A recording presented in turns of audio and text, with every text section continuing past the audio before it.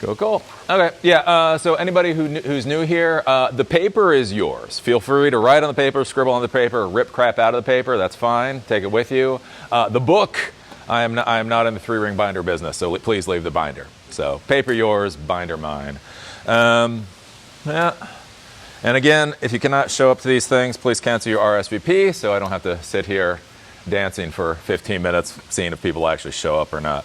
Yeah, okay, so what is going on? So anybody new here, basically this is called Silicon Dojo, silicondojo.com. I've been doing tech since the 90s. I've been doing tech education on YouTube since 2009. Basically the idea is I provided free technology education on YouTube for years. Things have changed. It's 17 years later. The question is can we bring the concepts I learned doing YouTube education into the real world? And so that's where we have these education programs, the idea being you sign up, you show up, you learn, and that's basically how it goes. We are, to be clear, we are quote-unquote free to the end user. That means you show up, and it doesn't matter if you've paid a dime. I do not pay attention to it. But, you know, at the end of the month, I do have to deal with my, my QuickBooks. So there is a little donor box link if you would like to throw money in. If you think this is valuable and you want this to continue and you have the money, if all of those things are true, if, please throw some money in. It does matter. Like I say at the hotel, when I come here, it costs me $150 a night. So, you know, it is what it is. So that exists. These are all the classes. So silicondojo.com is becoming our main focal point for people to come to. Please notice here on these classes, we have classes in Durham and we have classes in Asheville. So if you want to sign up for something, just make sure it's in the right city. These are all coming up. When you click on these actually go to different meetup groups. We're using meetup groups right now, so just so you know that's going on. You can become a member of Silicon Dojo. I would recommend that you do so that you get email blasts and that type of thing. If you're new, all of these classes I actually record, you know, using a camera, using a microphone, and these do get published onto the site generally the day after. We have fireside chats. We're going to have more of these. And also, we do have self-study classes. So if you don't know things like these are the core technologies for Silicon Dojo, we have Python, we have something called SQLite for databases, and we have something called the Bottle Web App Framework for building web applications. All of this is here, and basically you just come, you log in, you know, it's Udemy or whatever else, that type of thing, but you don't have to pay for it, and that exists there. And that is basically what we have. I do keep forgetting about it for some odd reason. I built the thing over 15 years, but then of course you forget about it. You can also go to EliTheComputerGuy.com.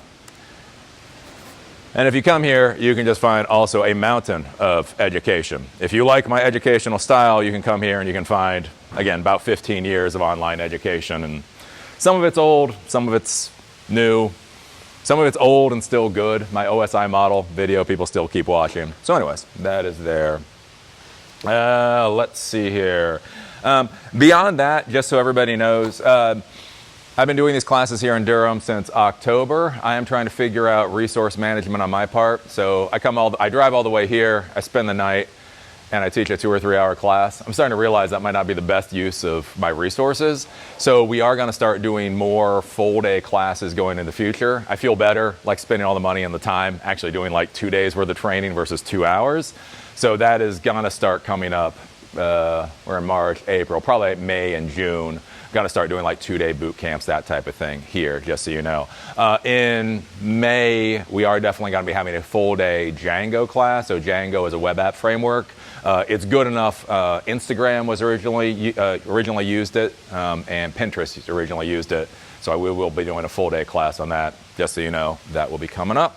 And with that, that's what I got. Any questions from there? No? Cool. Okay, today's cybersecurity class is basically, it is a smorgasbord of information about cybersecurity. The important thing to understand about cybersecurity is, like, everybody loves lectures, everybody loves, like, I'm gonna learn this from osmosis. But real cybersecurity is actually doing configurations and all that kind of thing. What I do find interesting in the technology world, which is kind of curious, is last time I was here, we did a class on Introduction to Linux for Artificial Intelligence. So actually being able to set up an operating system, do configuration files, all of that kind of stuff. I had 15 people sign up for that. I do a cybersecurity class, and I had like 57 people sign up for this one. And so it does mentally kind of show you where people are at. People are much more, it's like they're interested in the concept of cybersecurity, but actually, doing cybersecurity is a bit of a bridge too far for a lot of folks. You here for cybersecurity? Are you here for cybersecurity? Yes. There we go. Here's a book, and your name is? Houston. Houston. Cool. Let me see if I can find my pen. Do you need a pen? I have one if you don't. What's that? I have one if you don't. No. Well, I got a pen. You got a pen? Okay. All right.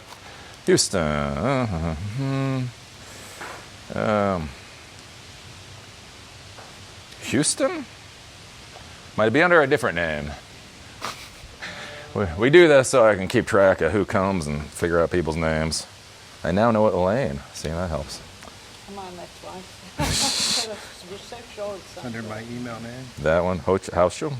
Yeah. Okay, cool. Awesome. And Susan. Susan. There we go. Oops, you need a book. Do you get a book? Book. Everybody gets a book. Keep the paper, scribble on the paper, leave the 3-ring binder. Okay, so this is going to be a smorgasbord of information about cybersecurity. Again, once we start getting in the artificial intelligence world, I got a question today on YouTube, and somebody was asking me, Eli, why do you do all these classes on artificial intelligence if you hate artificial intelligence so much? And basically I had to explain to the person, I really hate artificial intelligence and I really love LLMs. If you understand the difference between those two things, you understand what I'm talking about. It is important to understand with artificial intelligence, AI is just buzzwords. AI does not exist, right? If you're actually going to be a technology professional, take the concept of AI and throw it in the trash can, right? This stuff is a technology stack. It's a lot of different things. We have models, we have RAG, we have Transformer, Mamba 2, a whole bunch of that kind of thing. One of the big problems that we're running into right now is the normies have gotten into the technology world. Oh, it's just horrible. And so I cannot imagine allowing the CEO into my server room 20 years ago, right? Here's the thing. The CEO was in control of a lot of shit.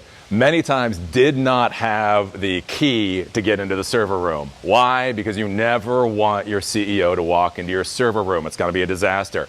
Somehow we get into the world of artificial intelligence and CEOs think they can fire their entire dev team and everything is going to be great.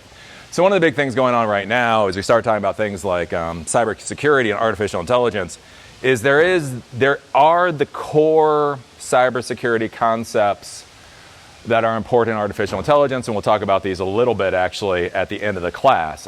Things like LLM hijacking, context compression, sanitizing for AI, prompt injection, model poisoning. There are some very specific things that go into cybersecurity and artificial intelligence, and that is what I would really prefer to teach all my classes on. The problem is nowadays, we have this thing called Clawbot, and everybody is deploying this crap into their environment, and now we have AI doing whatever AI is going to be doing. So today's class then is we are going to be doing more of a general conversation about about cybersecurity, so that you understand why this is important when you start deploying things onto your systems. Like what is one of the really concerning things now is a lot of these agents and a lot of these services actually can have root access to your computer. So again, this isn't simply like, oh, let's set up Olama and put the Granite model on, and hey, give me a joke about a snail and a skateboard, right? That's what AI was like 6 months ago. Now people are putting this crap onto their systems and wondering why their entire hard drive got wiped out. And you're like, what? Wow, that got scary. So anyways, that's why it's going to be talking about a lot of the standard stuff about cybersecurity. And your name is? What's that? Kiran. K or C? K. Kiran. There we go. That's somebody knocking. Nope. Okay. So we're going to be talking a lot about standard stuff in cybersecurity because it is important for you folks to understand, because this is all going to be a disaster. The first thing that I'm going to talk about is Vibe. First thing I'm going to talk about is spell check. Anyways, vibe coding versus professionals. So one of the big problems I have when I deal with technology folks, so I had my own company. So again, since I was 24 years old, I've always dealt with executives. I've always dealt with CEOs. I've never questioned what my position was in the world. I never thought I was blue collar. I never thought I was one of the workers or the union or any of that kind of crap. We were all there to support the executives. So one of the big things, especially right now in the technology world, when I talk with technology professionals, is basically getting them to understand that CEOs actually have a job, right? Just because you do not understand what the CEO does not mean that they don't actually do real work. Again, there is just doing all that kind of stuff is a complete pain in the ass. The weird part that I find is I've been arguing that for about 5 or 10 years now, like, hey, technology professionals, take your CEO seriously. Now we got vibe coding, and I feel like I'm flipping that around and telling the CEOs, there's a reason your technology professionals are paid. Again, it's the same thing. Like the CEOs don't understand what an IP address is. They don't understand what a MAC address is. They don't understand data replication or the difference between disaster recovery and backup systems. And so obviously they can vibe code and eliminate their dev department, which is going to be its own disaster. And so one of the things to be thinking about when you go out there in the real world and you're dealing with technology, especially in this vibe coding environment, it's important to understand the difference between vibe coding and actually being a professional, right? Coding is just coding. As I will keep reiterating to all new people, we get paid for this. The whiteboard is worth hundreds of thousands of dollars a year. VS Code is worth peanuts, right? Understanding how these systems work, designing these systems properly, that is what is actually valuable. Writing all the crap out in code, that's what we do to actually get the paycheck at the end of the day. So a big thing to understand is if your CEO starts vibe coding, quit. Quit. Take agency in your own damn life and quit. Because that's going to be one of the big problems. If you go out there and you start dealing with salespeople, you start dealing with CEOs, one of the big issues that I had dealing with CEOs is CEOs really believe like they come from like that football environment, like scream at your teammates louder and they'll do better in the game. And there is nothing like sitting in front of a CEO saying, look, dude, I need $1,000 for 10 more cows. And they're like, I don't accept that. And like, dude, their client access licenses, Microsoft requires 10 more cows for your system to work. Give me your fucking credit card. And you get into this weird ass argument. And so again, that's going to be one of the big problems you're going to run into with executives and management is they're going to start doing work. They're going to start creating disasters and they're not really going to understand what they're doing. And it's going to be a bit of a mess. Again, think about this with the professionals, is when you're developing your projects, you need to be thinking about the entire lifespan of your project. It's not simply about, I can develop something today, I can give it to the salespeople tomorrow, and yay.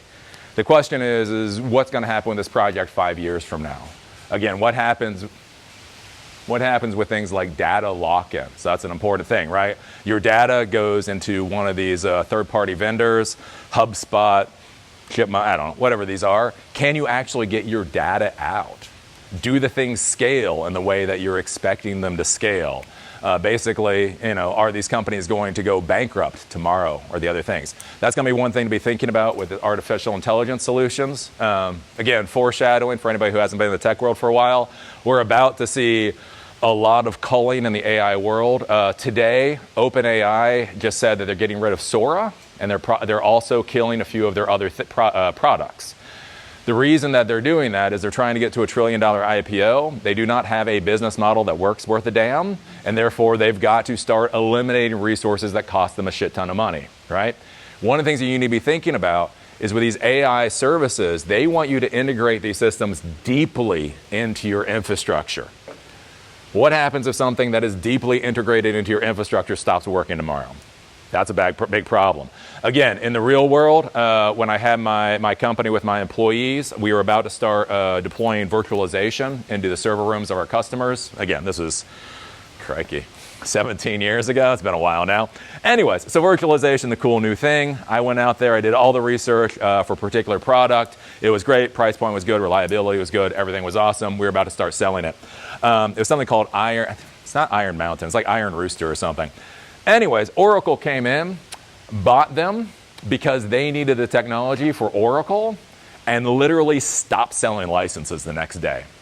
Again, for me, it was just a pain in the butt because I had planned to sell it. Literally, the U.S. Air Force had purchased like 30,000 licenses for that software and had planned to continue scaling up. And all of a sudden, that 30,000 licenses were all the 30,000 licenses they were ever going to get again, plus there were not going to be any security updates or anything else, and that put them into a hell of a bind. Imagine if that kind of thing happens in the AI world when you've integrated this into your decision-making processes for things like customer service or anything else. You're really going to have to be thinking about that. And that's the kind of thing that professionals need to think about that people who are vibe coding don't necessarily consider. When I used to have my employees, the thing that I used to always tell them is, technology professionals, we answer the questions the CEO does not know to ask. If one of my employees came back to me and said the customer did not ask the question, I ripped them a new asshole and told them to go back and explain things to the customer because that was not an acceptable way to do business. The problem is, if the CEO isn't even dealing with us anymore, who the hell is going to answer the questions they don't know to ask? So anyways, that's the kind of difference between being a vibe coder and being an actual professional. The other thing to be thinking about with artificial intelligence, again, I keep hammering this, and I know it seems like a meme at a certain point in time, but artificial intelligence simply isn't. These are not intelligent systems. So when you deploy them into your infrastructure, it is way too easy to think, oh, they're going to know what to do. And then you put them out there and all hell can break loose. Again, it's interesting. If you've been with me for a few classes, we did a class on Twilio and 11 Labs. So 11 Labs is fantastic. Basically, it's an AI voice agent system. So you can actually call in on a telephone number and this will interact with you. One of the fascinating things is simply by changing the model we used within that, the responses that you got were all the hell over the board. So the exact same knowledge base, the exact same prompts, everything is the same. You simply tweak the specific model that it's using. All of a sudden, it's spitting out a lot of different information. So you have to be careful about that. Ways that AI change cybersecurity is one of the big things with AI right now is that it allows decisions to be scaled basically at ludicrous speed. Before, you could fat finger something and you might delete a server. Again, I've had friends who have deleted servers, that whole thing. If you have Clawbot or if you have these agents or whatever else and you don't lock down your security, literally you can fat finger your entire infrastructure at the speed of a CPU cycle. As fast as that thing is doing the while loop is as fast as you can be wiping out servers on your infrastructure. So that's something to be careful about. The other thing to be careful about with it is, again, also with nefarious actors, hackers, and that type of thing, is that now you can have these AI agents go out, be able to pull information in, and then be able to make decisions based off of that information that's coming in. And again, you can actually have hacking attacks now that are a lot faster. Before, you might have an agent, you might have something internal to your network that's communicating up with a command and control server. Nowadays, you might just have everything completely internal to your network and all havoc can break loose. The other thing with this too is security through obscurity. This is going to become a bigger issue with all of the open source projects folks have been using. The idea with security through obscurity is basically things are secure because nobody knows a vulnerability exists. Like imagine you have a house and you have a door in your house that's completely unlocked. Anybody can walk through it, but it's kind of in the backyard and you can't really see it from the street, and so nobody knows it's actually there. You're not going to get anybody to walk through the door. Now imagine if you could put some kind of artificial intelligence drone to go driving through an entire neighborhood, be able to find every single door that might be open, and now people know that that door is open. That's the kind of thing that we have to worry about in the security world. There's a lot of these modules out there. There are a lot of vulnerabilities in systems that people just don't know that they can be compromised. And again, it's important with, we think about things like open source, where there's this idea that open source is more secure. Like, because anybody can read the open source code, obviously it's more secure. We have issues with bind. Bind is a component of something called DNS. The entire internet runs on DNS. There was a massive problem in bind for a decade that nobody caught. So now imagine AI agents scraping every bit of open source code, trying to find any kind of vulnerability they can. If there was a vulnerability in bind for a decade, I can guarantee you there's a crap ton of other major vulnerabilities out there we have to be careful about. So that's something to be thinking about there. When we start talking about how AI changes cybersecurity, basically it's going to be making things faster. And so it's also going to be one of those things where when you go to talk to your executives, when you think about resources, that type of deal, you're going to have to be able to get your hands on the resources faster, right? So before, right, I could go to Ars Technica, I could see there's some kind of issue that we should be worried about. I can say, hey, CEO, can we grab a coffee this afternoon? Sure. We grab a cup of coffee in the afternoon. They're like, oh, let me think about it. 2 days later, they give you the credit card. With a lot of this AI stuff, imagine if the vulnerability can go from discovery to full deployment in 30 seconds. Like literally, how do you deal with that? That's the kind of thing that you're going to need to think about. Angela in the house. There you go. Thanks, man. Yep. Fine. What's the same? You've been having binders. Anyways, yes, question. Yeah, so I'm not really familiar with the IT security world, so I was wondering, like, what are the current threats that we're actually dealing with right now in the IT security world? Like, I'm not, like, outside of LLM, what are the bigger ones that, oh, like, this is why cybersecurity is a place, like, I get the basic concept of, like, a Trojan or something like that, Yeah. but, you know, I'm sure there's, like, a common amount of, like, industry threats that you're pretty well aware of or something. Well, we can talk about that. I mean, we got a 2-hour class, so I'll be happy to talk afterwards, but yeah. More than happy to, once we get to the full question answer thing, answer those kind of questions. Did I see somebody, John came in. Did I see somebody else come in? People all sneaking in. I swear I saw somebody else come in. No? Oh, they just picked, run away. There you go, man. Yep. All right, John in the house. See, that's why I do the attendance too. Trying to remember people's name is very difficult, so this forces me to learn people's names. John, yay. All right. There we go. So we think about security. One of the issues that we run to in the modern world of security too is people have this idea of what their job is. Again, it's fascinating to me in the modern world of technology. Again, when I was 24 and I was dumped in my company and my boss was literally half a country away, we were just told to fix it. Like, we didn't know what our job was. Our only job was keeping the systems up and running. There were countless times I called my boss. I said, I really need help right now. And they were like, well, I don't have time. Figure it out. Right? The curious thing about the modern world is that we get a lot of people that go through boot camps and the rest of it. They get hired into these companies, and then they have ideas of what their job is. My job is blah. Something is a little bit outside of whatever that realm is, and that's not their job. That's not their responsibility, right? One of the big things I talk about, hopefully for my students, is your job is to solve problems. If your company has problems, you solve it with technology. Basically, the only time you say no is if you don't have the resources to do it, that type of thing. One of the big things to be thinking about in the security world is to really be asking yourself, like, what are you doing, right? There's these tasks.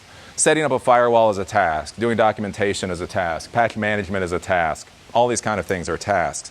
One of the things you need to be thinking about when you're doing security is your job is to protect the infrastructure. The goal is 100% uptime, and that's what your goal is, right? And again, whether that's replication strategies or disaster recovery scenarios or all this other stuff, these are the tools and the technologies that you'll use, but your goal is to do 100% uptime, right? I think about this with one of my clients I went to, and they were a publishing company. And when I got them, I was very, very excited. My secretary is like, yeah, we just got this publishing company as a customer. They have some cybersecurity issues. I was like, wow, cool, money. Anyways, so I go to their building, I walk into their building, and it's 2 old people. This is basically their retirement business. Again, they were publishing stuff, they were making money, but it was a publishing company. Anyways, I go in, I'm like, well, I hear you have some cybersecurity problems. And they're like, yes, computers aren't communicating with each other or whatever else. So I go there and I try to figure out what the hell is going on. And they have so many layers of security. It is 2 old people and a couple of computers and a couple of printers. And they have like some of the most advanced security I've like seen in any of my customers. And I'm like, what the hell is going on? And then they literally pull out a book. I swear to you, they pull out a book this size. And like, well, here's the documentation. And I'm like looking through this. I'm like, what the hell? You got 3 computers here. And the reason is because they hired a cybersecurity professional to come in, and that cybersecurity professional locked down their systems to the point they can no longer do their business, right? That was a problem. I had another customer of mine. There used to be something called ISA for Microsoft. It was supposed to be this whole security suite for your Microsoft environment. ISA sucked. If you ever see ISA, just rip it the hell out. But the funny part is, I took that customer over from one of my friends, and basically my friend had installed it and configured it, and basically he said, well, ISA is working properly. ISA is there, it's securing their systems. But I go to the CEO, and the CEO is like, look, I need to be able to do these things. Like he traded stock, again, this was 20 years ago. He interacted with his trading stock, he did a couple of other things, and none of these applications would actually work on his system. So his systems were so secure that they could not do the work that they literally needed to do in order to pay people like me. And so this is one of those problems you run into in the security world, and you've really got to be thinking about what are you doing, right? I went through training years ago for executive protection. Again, that's where Silicon Dojo comes from. I did the military, did some other things. One of the things I always think about there is when they were training us, the idea was to keep everything fast, basically very hard for people to see and keep moving. And the reason was, is you think about security, you think about movies, right? You're protecting the principal. So you have some crackhead walking up to your principal and you're gonna be a man, right? And you're gonna deck that dumbass. Well, here's the thing, everybody's excited, like, wow, yeah, look at you, they're the man, right? Well, here's the problem, is if a month later, your principal gets a lawsuit for $5 million because you broke that guy's jaw, did you protect your principal, right? If somebody comes up, you put your hand on them, you're like, hey, you need to go somewhere else. You give them just a little bit of pain and shove them in that direction as you push your principal in this direction. At the end of the day, your principal may not even realize what happened. Your principal might be like, wow, that was a really boring day. I wish it was a little bit more exciting. You're like, whew, right? But the point is, nobody even realized that happened. And I think that's one of the things to be thinking about in the security world. One of the issues that I see right now with young people, we don't have a lot of 18-year-olds here, but right, a lot of young people nowadays, they don't like to do martial arts. They don't like to get hit. They're kind of scared about the world, right? But they want to be cool. They want to be manly. And so that's what you see a lot of folks getting into cybersecurity. Well, here's the problem. If you want to prove yourself to the world as a man, but cybersecurity is supposed to be pretty silent, how does that work out, right? If you're always trying to do things that people know is going on, it can cause a lot of problems. It's like, look, here's all the documentation for the work that I did, but if that shuts down the network, that's not really helping anybody else. So it's kind of one of those things to be considering. When you're thinking about this, your goal is basically 100% uptime for users, especially in the modern world. And that's what you need to be going for. We talk about this with things like the difference between backup systems and disaster recovery. It's very easy to think a backup system is good in 2026. It's like, oh, look, everything is backed up. One of the things to consider, if you're backing up and you have terabytes of data, how long does it take to recover terabytes of data? Like, even if you got the hard drives, even if you got the system, I might have 20 terabytes of data. I have to take it from this data store, put it back into a functional system, and have that up and working for my users. If it takes 2 days simply to copy that data over and get it into a usable fashion, that means everything is down for your customers, everything is down for your users during that time period. In the modern world, 2026, there's something called disaster recovery scenarios, where basically you can have replication strategies going on. So you have live data that is constantly being copied to other locations. If the systems in one location fail, everything comes up in a completely different location. The users don't even see that anything happened. There's something called high availability. Depending on how much you're willing to pay for high availability, you can literally have a data center get wiped out. Within 30 seconds, everything is up and running at a completely different data center. Your users don't even know what happened. This is the kind of thing you need to be thinking about in the cybersecurity world, is to be thinking about, again, what is the use case? What is the situation? What are the resources you're dealing with a company, right? If you're just dealing with two kind of old people doing a publishing company, honestly, probably backup system is probably fine for them generally, right? But again, think about this if you're dealing with customers. Think about this if you're dealing with anything where the only way that the business happens is by interactions, right? As long as your system is down, that means that company is no longer bringing in money. And so you need to be rethinking about that. I had a buddy of mine, he lost an amazing client once. Again, this was back when virtualization was pretty new. And he had a lawyer. And so when he set up the server room and everything for the lawyer, he set it up for a single server, and basically single point of failure. If the server failed, he had a backup solution. He could get back up and running. Something to think about. Again, talking to your executives. So power supply failed, something failed on the system, everything dropped. The lawyer went to him and said, look, I don't understand why everything is down. I just paid you $20,000 to install this whole system. Why are we having problems? He's like, well, because this thing failed. I'm getting it back up and running. The thing is, if you had high availability, then this wouldn't have been an issue, but you don't, and so that's why you're having this downtime. And the lawyer literally looked at him and said, why the fuck don't I have high availability? And he was like, well, it would have cost you $15,000 more. And he was like, oh, okay. My friend got his systems up and running and was immediately fired. Because the lawyer didn't care. The lawyer did not care about $15,000. The lawyer cared about downtime. And that's going to be a big thing, is when you walk into these environments, you need to leave your ego at the door. Nobody cares what your opinions are in this particular situation. They care about whether you like Dell or Lenovo or something like that. They don't care what your opinion is about things like budgets. Again, especially if we go into the recession we're probably going into, a lot of people are going to get more concerned about money. It's very important to realize that is your concern. That may not be your boss's concern. Your boss may be willing to drop $100,000 and not think about it. If you restrict what they put into production because of your own ego, it's going to come major issues. Anyways, there we go. And again, when you're thinking about this, Zimbabwean hackers, I always talk about Zimbabwean hackers because whenever I talk about Zimbabweans, they always love it. They're like, somebody cares about Zimbabweans. Anyways, I talk about other hackers. People get mad. Dumb employees. What if dumb employees do stupid things? This is the kind of thing you have to think about. Pissed off employees, paid off employees. You'll notice. You're like, I wonder how this happened. It was the employees. The employees did it. Natural disasters, thing that you have to think about. Again, I'm in Asheville.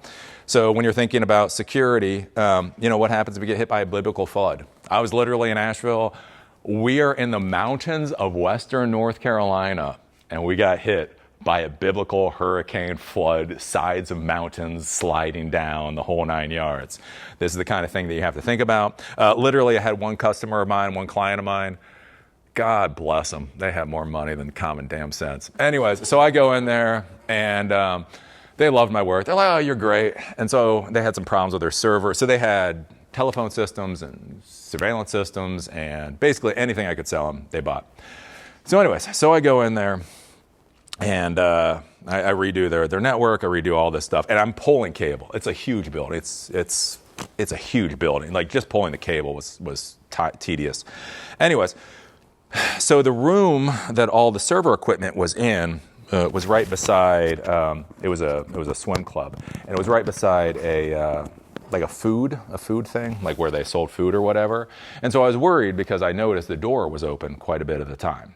And so I was like, look, we just installed a $10,000 server, all this equipment, you have this door open, it's Baltimore, that's not a good thing. You do need to make sure that the door stays closed for security purposes or whatever else. And somehow we're having this conversation and it comes up that they're in a floodplain. And again, I was just like, whatever, I don't really care. And then you start having a conversation with your CEO. You start like, okay, what does that mean that you're in a floodplain? Shit that I was not expecting. So, per the zoning and the requirement for building this building, quite literally, they were required by law that the first floor of this building had to be washed through, so that when the flood came through, literally the walls were built to get knocked out so that the entire first floor could go to be put underwater. They literally had a budget for cleaning up after floods. So after I built out all the server room and everything on the first floor, I find this out. And so again, huge build, like bigger than that. Like I had to move their entire server, cabling and everything, from the first floor on this side all the way to the second floor on that side. And again, things like conversations and be talking with people about what's going on. And that is the real world. Let's see here. If I go here again, talking about things that happen in the real world. If we go down to actual events, so we're looking at page 4. Again, I talk about stuff and people always think I'm exaggerating, so that's why I have to give real examples. So this is from a couple of years ago, 2024. The OVH cloud fire still smolders. This is in Europe. An entire data center literally went up in flames. And if you're sitting there going, that doesn't make sense, I've seen data centers before. I can see a little damage happening, but how does an entire data center go up in flames? Basically, what they decided to do, is this company called OVH, is they built their data centers using shipping containers. And so like in those shipping containers was like insulation and all that kind of stuff. And who knew? Something sparked. And the entire data center went boosh. Like literally, that's an entire data center going up in flames. What's that? Well, again, with their stuff, it was just, let's see here. It was 12:40 a.m. Until that moment was an unremarkable data center and not very interesting industrial site. It's not clear precisely what happened, but within 6 hours, SBG2 would be the most talked about data center in the world. It would also no longer exist. And so again, we talk about resiliency and redundancy and all that kind of stuff. You're like, hey, look, we don't have anything in the building. We don't have to worry about floods. One of the questions is, what happens if this is your data center? Again, especially if you think about like a co-location facility or something like that, you slap everything in, you feel pretty comfortable, and then it all goes up in flames. Again, imagine if this is all your data, because this is the type of place you would be storing your data to. Right? You rent a rack there, you put in your storage solutions, everything synchronizes up to that. That is our security. What happens if every single damn hard drive you have melts? Let's see here. Again, if you think about things like security, actual events, Twitter hacked. This is going to be a big one to be thinking about in the whole remote world, work from home world. Is one of the questions is how does your security work in work from home, right? So there's a lot of security protocols that are built into how we used to do business, right? So if I know the secretary and the secretary walks up to me and says, I locked myself out again, okay, I know who you are. That's already an identification process. I reset your password. What happens when I'm getting a phone call in? And again, if you use something like 11 Labs, what if the person's voice has been replicated using 11 Labs? Things to be thinking about is how do you deal with this process? Again, this was a 17-year-old, and they hacked the hell out of Twitter. And basically all it was is they would do spear phishing attacks. They would call the internal support for Twitter. They would start ratcheting up, the user accounts they had within their systems. And after a while, they were posting, Bitcoin ads on Obama's profile or whatnot. Yep. So again, one of those things to be concerned about. Also things like the NSA. Again, it's not all China. No. Oh, actual events. Yeah, Twitter hacked. Oh, Asheville fiber lines. Data center burned up. That page. Oh, there we go. Yeah, and so again, this is another thing that actually, this happened to me. I was there a year and a half ago. This was weird. And again, this is the kind of thing that you do have to be careful about. So I'm in Asheville. We're up in the mountains. We basically have 4 interstates that go through. We really have 2 interstates that go through, north to south, east to west.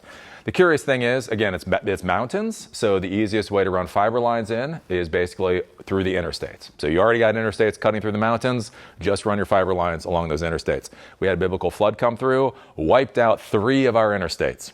North, east, west, wiped out. Like literally the fiber lines went down the mountains. At the end of the day, I had a buddy of mine who worked for one of our local ISPs. Apparently we had one 100 gig pipe going down to Atlanta for an entire city. Right? And it was that way for a while. So again, think about this. You're like, hey, we're good. We've got a couple of fiber lines coming into our little data center. We're going to be fine. And the biblical flood comes through and wipes things out. Things to be careful about. The next thing to talk about, and this got topical way too damn quickly. So I do think this is a kind of an interesting thing. So again, when I was a young adult and the things that I did as a young adult. What you hear nowadays is you hear this whole idea that we are at war. And again, like 3 weeks ago, we weren't actually at war, so now we are at war. So wherever this gets us, It is very weird. Like, everybody has been talking about, Eli, we're at war. And they've been saying this crap for like 5 or 10 years now. Like, we are at a war with China, right? We're now at a war with Iran. And it's always weird because they're very serious about this. And they ask them, you know, how fast do they run 5 miles? And they kind of get confused by what that means. Everybody's really certain we're at war, and they're not actually going out and doing any push-ups or running or losing a couple pounds, learning how to lay fire down. You know, they're just, it's like very exciting to talk about we're at war. But it is something to consider, especially with your institution. And again, here in Research Triangle, some of you people might be working at more prominent companies than I'm used to dealing with. Like this, Twitter. Former Twitter employee sentenced to more than 3 years in prison for spying for Saudi Arabia. Again, this is one of the things with counterintelligence. Again, I did electronics technology in the Army, and so we were worried about things like counterintelligence and intelligence operations and all that kind of stuff. What's fascinating now is how many of these technology companies don't even think about this. Like, think about this right now. Starlink has literally been used by both Ukraine and Russia to kill people. Yay! How much do you think about the counterintelligence capabilities of a company like Starlink? Again, not security. Would they know if their company was compromised by an intelligence asset from another country? I think about this, and again, you hear this, and it's like, oh, Eli being dramatic. But it was fascinating. So one of my best sponsors back in the day was SpiceWorks. So there's this company called SpiceWorks. I don't know if they still exist.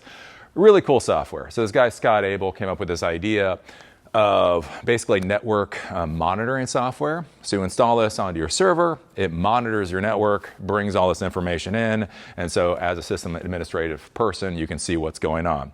His idea at that time was the price of everything was being driven to zero. So he had the idea of, hey, what if we did like network monitoring software that was ad supported? Which was kind of an interesting idea. They actually had a help desk thing, and Dell sponsored their help desk, and this whole whatever.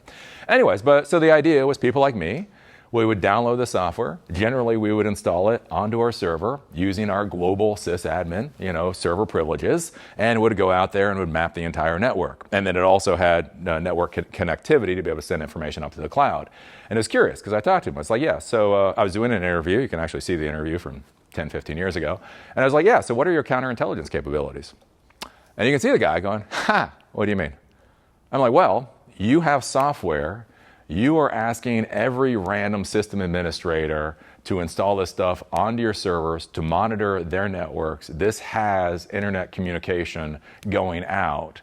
How do you know a Chinese agent literally is not working for your company and simply adds a couple of lines of code so maybe that information goes out to multiple places or things like that? Literally never even crossed his mind. And this is something to consider. Again, I just did an interview with Kyle Hansloven of this company. He's the founder of Huntress. They're a $2 billion cybersecurity company. I was talking to him about it because he's actually an old NSA person. And yeah, and he literally stated that if one of his employees, if their parents was able to buy a multi-million-dollar house for no apparent reason, he would have no idea that happened. And so this is something to be thinking about with your companies. How would you know if one of your people actually gets compromised? Again, if we're at war, which we are actually at war now, so it's something to think about. China compromising hard drives. This was an interesting one. And again, this is something to think about with supply chain and layers of security and all that kind of stuff. This comes back from 2007. But basically, what China realized is at the time 500 gig hard drives were the big hard drives. And so who buys big hard drives? Big enterprise corporations and the government. How are you going to infect the U.S. government with spyware, viruses, or whatever else? What if you literally install it on the hard drives before it leaves the factory? It comes all the way in, gets slotted into your server. Now you have been able to compromise the entire network. Something to consider there. Of course, not to be outdone, we had NSA, because NSA just loves to do what NSA loves to do. And again, this is the kind of things to be thinking about with your hardware and how horrible all this goes. So basically what the NSA was doing was Cisco equipment was en route from Cisco or the distributor to the end user. NSA was literally grabbing the hardware, opening the packaging, opening the hardware, adding hardware to the Cisco equipment, resealing everything up, and kept shipping it down the line. So again, we start talking about this stuff with security and things, and it just gets really stupid. The final one, and again, this is something you have to be careful about with, again, open source hardware or open source software. This is from the Ukraine war.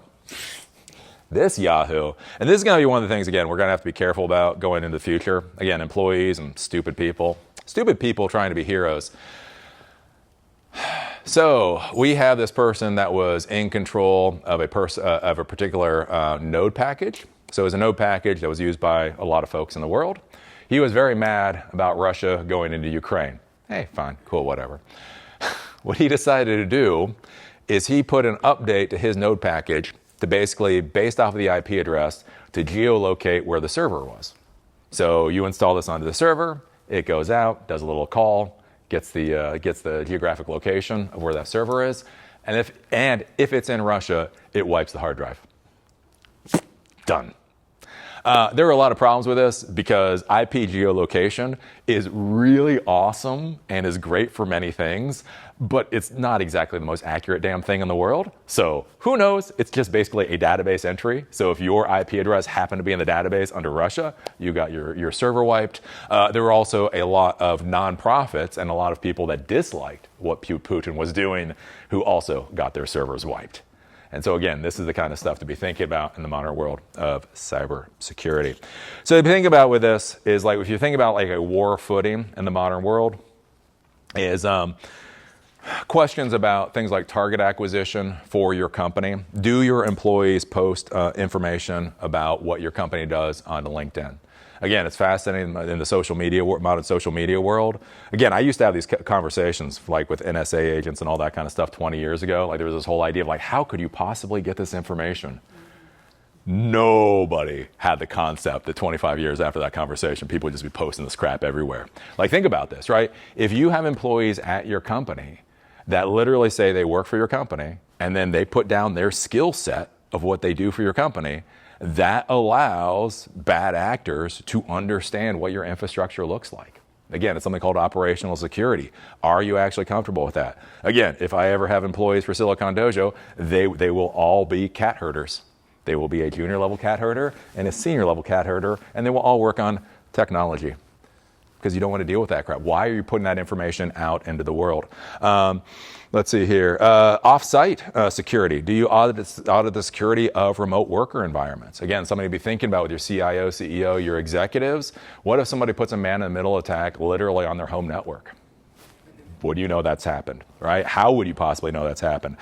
Personnel investigation. Again, would you know if your junior admin buys a multi-million-dollar house? Would that even come across your dashboard or whatever? What's that? Oh, it's definitely one of your business. It's definitely your business. America. No, but Tell you where I bought a house. oh no, you don't have to tell. You don't have to tell you, but that's why you have information going on.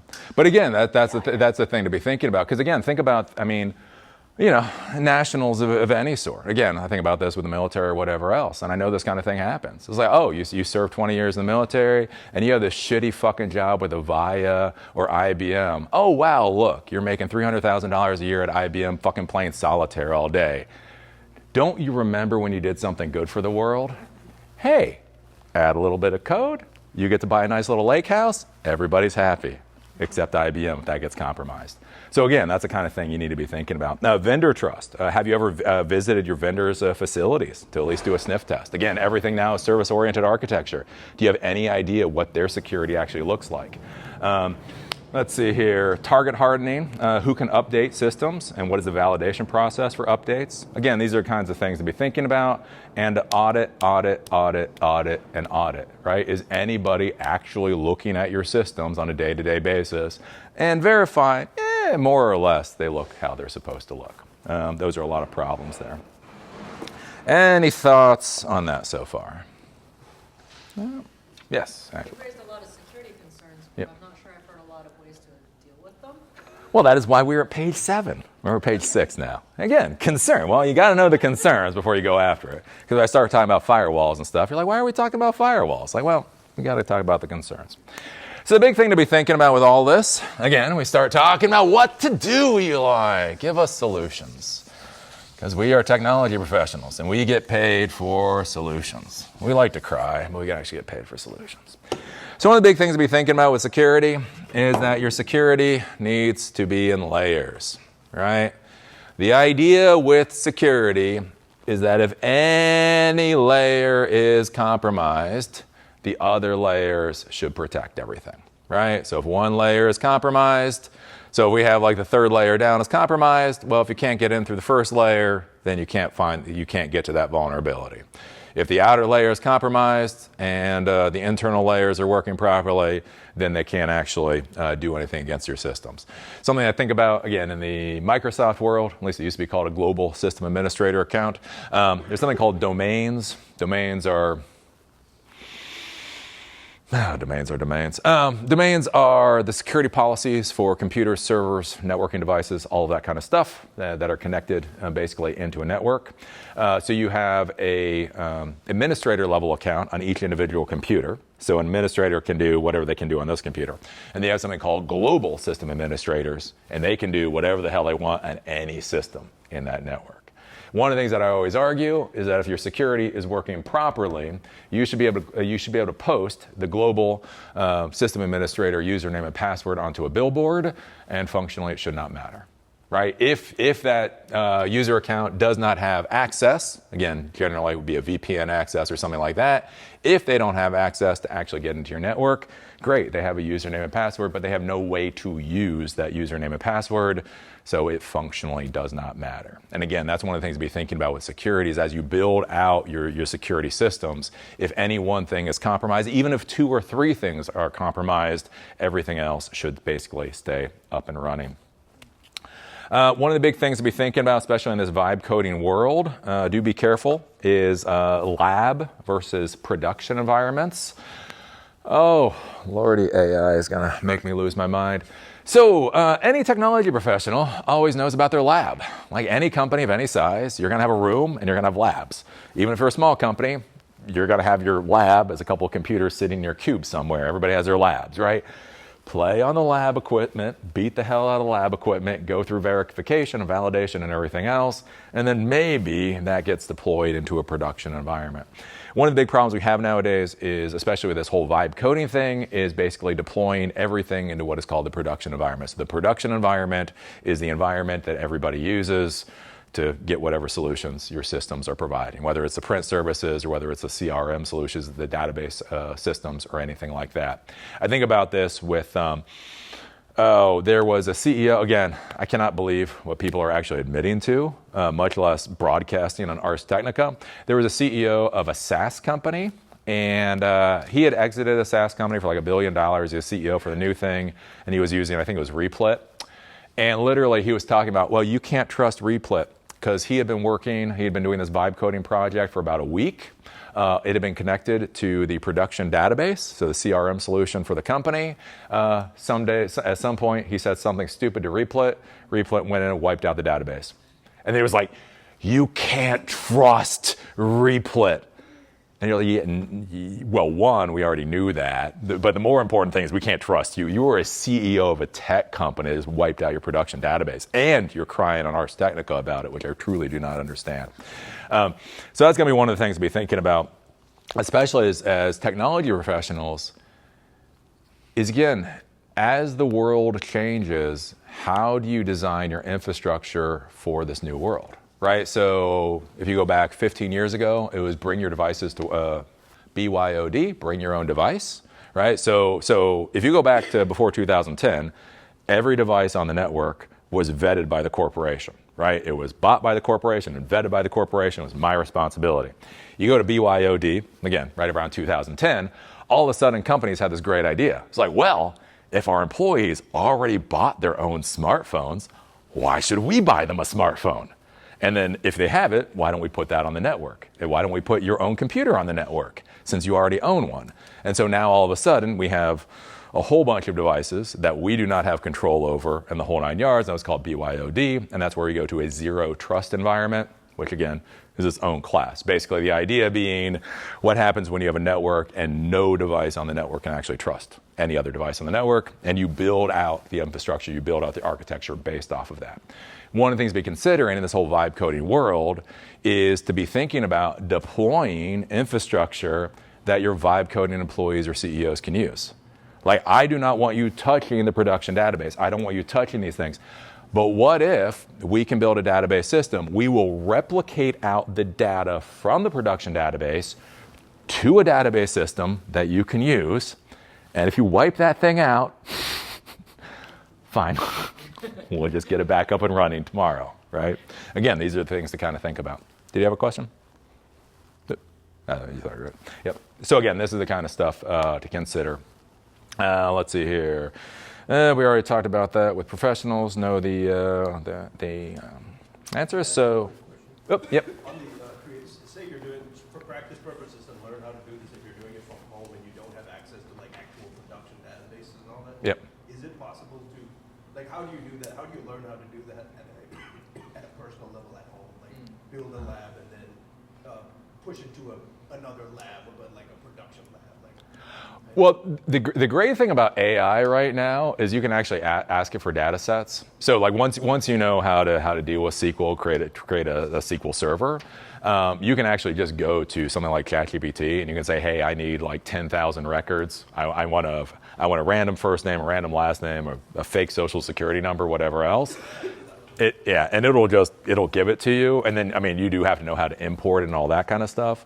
But so what I would say nowadays, what's nice is you can either Google, and sometimes there are just test data sets out there that you can pull in and play around with, or if you want something that emulates some type of data you're interested in, again, ChatGPT, I've done that quite a few times. It'll just pump out some fake data for you. Yeah. There's all kinds of data sets that you can download for free. Yeah. What's that?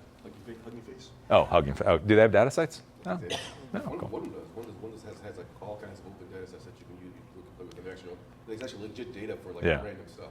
Oh, all right. Well, fair enough. There you go. Thanks. Yep. So yeah. Any other questions? Yep. So the AI, I mean, the generative AI. Yep. Like, so it doesn't need data sets. Like, it's mostly the content. Mostly it works on the content, right? But if I'm working on a traditional ML models, right, like churn analysis and things like that, I really need I need real data so that it can, it can create the right models, right? Yeah. So in that case, what is the point of having a fake data? Well, again, with any of this kind of stuff, it depends on your particular use case. So if I'm trying to test out, let's say, a CRM solution for a company, again, fake data is fine. If you need real data, so I mean, for your use case, you need real data, then you'd have to figure out how to get that real data. Yeah. Can you just replicate it in that situation so that, or something similar, so that the case isn't fake? Yeah. And that's where you have to be thinking about this is like, what are you trying to accomplish? And again, that's a big thing. Where do you get the data from? So let's say you're trying to do some kind of machine learning thing on, let's say, weather data. So weather data is something, there are a lot of real databases out there, so you could pull that information in. On the other hand, if you're doing some kind of machine learning for, let's say, autonomous vehicles, Elon Musk probably isn't going to give you his stuff. So I mean, that's literally part of our job is like, how do you get that? And that is a question sometimes. Yeah. Yep. To piggyback off that, like, how much should you trust AI or Claude Code or Replit to do like read only from your business data? Oh, no. That's the thing. Distrust, verify, stay suspicious. You don't trust shit. I don't fucking trust my own mom. Well, she's dead. But anyway, I don't trust anybody. I do not trust anybody. So that's one of the things to be thinking about when you design these systems. And again, that's a good question. How do you trust? You don't trust anything. Again, that's where we come to this thing called a zero trust environment that, again, we came up with 15 years ago. You design the system so the trust is taken out of it. So like, and that's where we get into issues. And again, that's where I get frustrated doing these classes is I do a class on cybersecurity and 57 people sign up. Quite a few people show up, right? All these people are here for cybersecurity. I did the last class 2 weeks ago. I had 15 people sign up and 9 people show up on Linux, right? And so the issue with all of this stuff is you have to understand how to configure the system. So let's say you have a database system. So if you use a database system like Postgres or MySQL, a real production database system, they have something called privileges. And so that's basically permissions in the system. So you can literally give a user account only read permission. So there's things called altering tables or dropping tables or updating data. You literally do not. So when the AI communicates with the database, the only permission they have is to read. So no matter how spastic it goes, it can't do anything to the data if it wants to. Yeah. So that's a good practice potential. Yeah, that is, yeah. Well, and that's where you have to be thinking about this and make sure you get the budgets and resources and all that kind of stuff, because it's not simply, how long does it take you to set up a database and maybe turn it into a cluster? Maybe a day. That's not really that big a deal. But again, this is where we go back to the whiteboard. All right. So you create the database server, you create your cluster for replication, and then your tables and all that kind of stuff, what's called the schema in there. But then one of the questions is how many user accounts should there be? Right. So there can be an account that can read. But one of the things to think about, though, is if you have private information there, you may want to come up with 10 different accounts that have different read permissions to different tables. So this particular agent has read permission to, let's say, the sales data table, whereas there's a different account out there that has permission to actually see like the email addresses and everything of the user. So even if your agent goes spastic, it does not have the ability to grab information it's not supposed to get. And that's where you get that, like I say, that's where this is worth hundreds of thousands of dollars. The code is just what we do, right? Any other questions? Cool. Here, let me take a picture. Again, if it's not on social media, it doesn't happen. So I know, really, I swear. Yeah. Okay, there we go. So requirements for an incident. So this is going to be a big one to be thinking about if you go to real cybersecurity classes. Because, well, what the hell? This is not a great whiteboard. All right. So anyways, when you're looking at actually a cybersecurity incident, the first thing you're going to be having to look at is the vulnerability, right? So you have your system or you have your network, and there's a problem in your system or your network. Again, this is where, I don't know, firewall is open, user password is out there, there's some kind of vulnerability in the system, right? So you basically have a vulnerability. But just because you have a vulnerability does not mean you have an attack. You have lots of vulnerabilities. I guarantee you all of your organizations have tons of vulnerabilities, and they just keep trucking along, right? Past the vulnerability, basically then you need what's called a vector for the attack. So if you have a vulnerability, you need a way for somebody to be able to compromise that vulnerability. This is one of the things we talk about, again, with layered security, things like firewalls and security permissions and everything else. Basically, one of the things that we're trying to do with these layers is so that even if vulnerabilities exist, there's no way for an outside hacker to be able to compromise that vulnerability. It's one of the things to consider.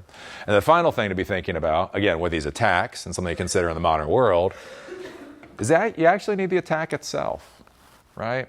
One of the big problems, again, I'm on YouTube, I'm on social media, I get paid well to make a jackass out of myself.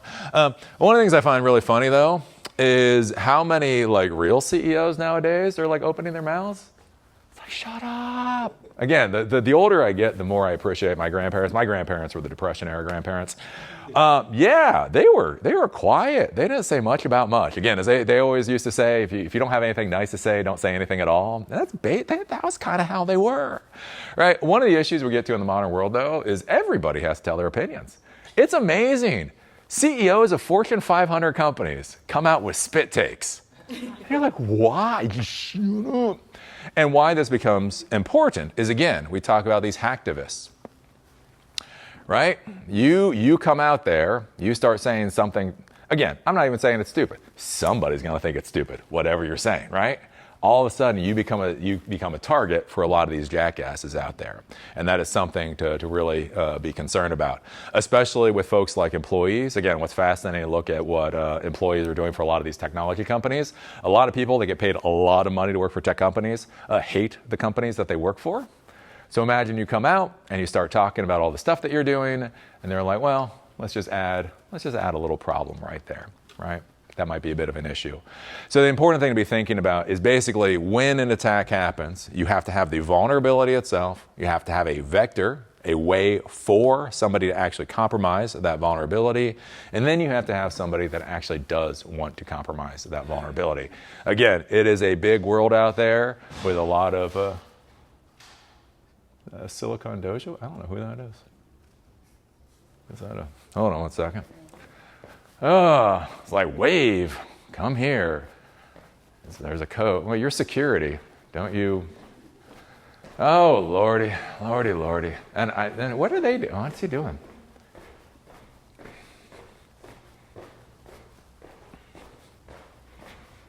I don't know. What's that? I'm just making sure the door's locked. Oh, okay, cool. Yep. Because it was open. Oh, yeah, this one's broken. Yep. This ain't the greatest place to be, have an open door. Okay, cool. Yep. Oh, that makes you feel good. This isn't a good place for an open door. Like, oh well. See, security. See, he's auditing security. That's what you want in life. Dun, da, da, da. All right, security audits, right? Yep. And so again, so we got the vector, we got the vulnerability, and then we have the attack. So one of the things to be considering when you're thinking about designing your systems, again, I talked about this a little bit, a few seconds ago, is something called BYOD back in the day, and creating zero trust environments. Again, especially with artificial intelligence systems, somebody compromises a particular computer, they come onto your network, they come onto your environment. One of the big questions is what are they actually going to be able to do if they're able to get into your environment? One of the things you should be trying to figure out is basically how do you make it so they can't do anything at all? And that's basically what you talk about with zero trust environments. Then you get to logging. So logging is a big deal. You can't know that something has occurred unless information is actually logged, right? Again, you look at the log files, you see what happened. What's kind of interesting with a lot of computer systems is you don't think about it, but logging actually requires resources. The harder systems are being hit just in normal use, the more resources that logging is going to take. And so one of the issues that you run into with a lot of systems is what you have to be careful about is many systems turn off their logging by default. So basically the issue happens is you're sitting there on your network, you're sitting there on your systems, all of a sudden there starts to be problems. You go to look at your logs and there are no logs because everything was turned off by default. So one of the things to consider is when you have everything up and running is actually turn on your logging and then figure out things like how long you want those logs to last for, and then think about how you can import those log files into some kind of centralized data store so that the log files can actually be analyzed, right? So one of the big questions with all of this kind of stuff, if you have a tool, how are you actually going to use the tool? Do you have the software to be able to analyze what's going on? Do you have log files that go back a long enough period of time so you can actually figure out what's been happening with your systems? Those are some kind of things to be thinking about. Again, like I say, we got a bit of a smorgasbord in here with some of this stuff. The next thing to talk about, just kind of here randomly, is disciplinary procedures. This is going to be a big thing in your company. When I talk with a lot of technology professionals, one of the things they hate for me to talk about is office politics. There's a lot of people out there that say, why do I need to worry about office politics? It's like, well, because you want to pay your mortgage? I don't know. It's a good way to go in. We get a lot of technology professionals nowadays, and they like to get behind their computers, and they figure that, again, this is their job. This is my job, right? The issue is that in the technology world, you're dealing with humans. And again, in the modern world, you're dealing with humans more and more and more and more. Again, when I got into IT specifically 25 years ago, a lot of employees and companies didn't necessarily have a computer, right? Nowadays, everybody has computers, everybody has devices. So one of the things you have to be thinking about is what happens when employees violate the rules, right? Because basically all of these systems are going to have vulnerabilities. If you can access a computer, there is going to be a vulnerability there. What is going to happen when employees actually violate whatever the policies are for the company? And this is where you actually have to sit down with the bosses, with the executives, and have very serious conversations about what all of this means. And this is one of the few times I actually talk about putting your foot down, right? There's sometimes, right, the server room blows up, you're going to be working 24 hours. That's your job. That's what your job is. Here's the thing. If the people on the sales team keep crashing their laptops, that is not when you should be working 24 hours.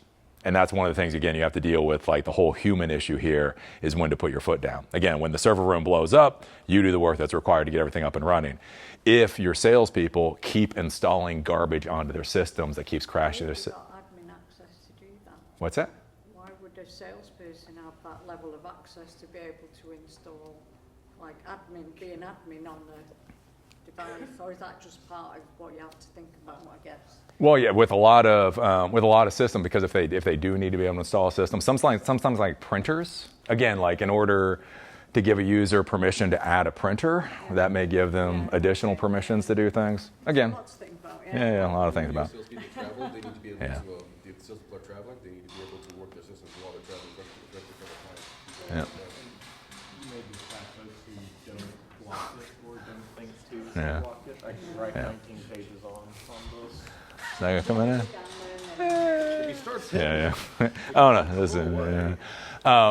Well, no, like so, and again, it can be weird things like when we had sales staff. If you went back to Windows NT4 for whatever reason, in order to be able to release and renew an IP address, you had to be an administrator on the system. So again, it's that kind of thing. And so that's where you actually have to go to your boss and actually have a sit-down conversation and figure out how to deal with those kind of issues. And again, that's the kind of thing where you have to put your foot down and say, look, if the salespeople wipe out their servers again, I'm going home for the weekend. They can figure it the hell out.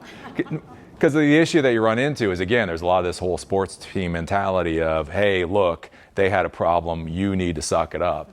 And again, it's like, I'll do it once or twice, but again, on a constant thing. And that's also where you have to be thinking about the companies that you work for. Because again, I get this with a lot of people, and they say, well, look, my company, my manager is horrible, the company doesn't care. And that's one of the things you do have to think about agency in your own career. If your boss really, again, if you do the office politics, you sit down, you have this conversation, you explain everything out, it's still going to hell, that's when you need to put your resume out. Which again was also better advice about a year and a half ago, but it is still the advice. That's the advice. Something to be thinking about. Other things to be thinking about with cybersecurity nowadays is shadow AI. I think this is going to be an interesting thing. So we've had shadow IT for many years now. So again, it was great 20 years ago. Basically, somebody would come to me and they say, like, Eli, I need a bigger quota on my email account. I would go talk to the senior system administrator and say, hey, they need a bigger quota on their email account. The senior administrator would say, I don't care. And then there was not much to do about it, right? The thing that happened about 15 years ago is, again, we start getting all this software as a service. And, you start having marketing directors that are making $150,000, $200,000 a year. You tell them no, and they're like, well, I got a credit card. And they swipe their credit card, and all of a sudden they just bought licenses for everybody in their department because they get a bonus, right? If they sell $1 million of product this quarter, they're going to get a $50,000 bonus. So them paying, $300 a quarter so that everybody in their department has a CRM solution, they don't care about. The problem is for you as a corporation is you now no longer have control of that, which can cause a lot of problems. You have regulatory problems there. You also have the problem of what happens when that manager leaves the company, right? That CRM solution that they set up is theirs. All the information in that CRM solution, they walk over to another company with. It's something to consider. And that's where you get to things like shadow AI is one of the big questions right now, is we have all of these companies out there and they're pushing people to use artificial intelligence. So like you got to use artificial intelligence in everything. But one of the things is if you're not cataloging this, if you're not creating institutional knowledge about how these AI systems are being used and the rest of it, what happens when this gets tied into people's workflows and then they walk away?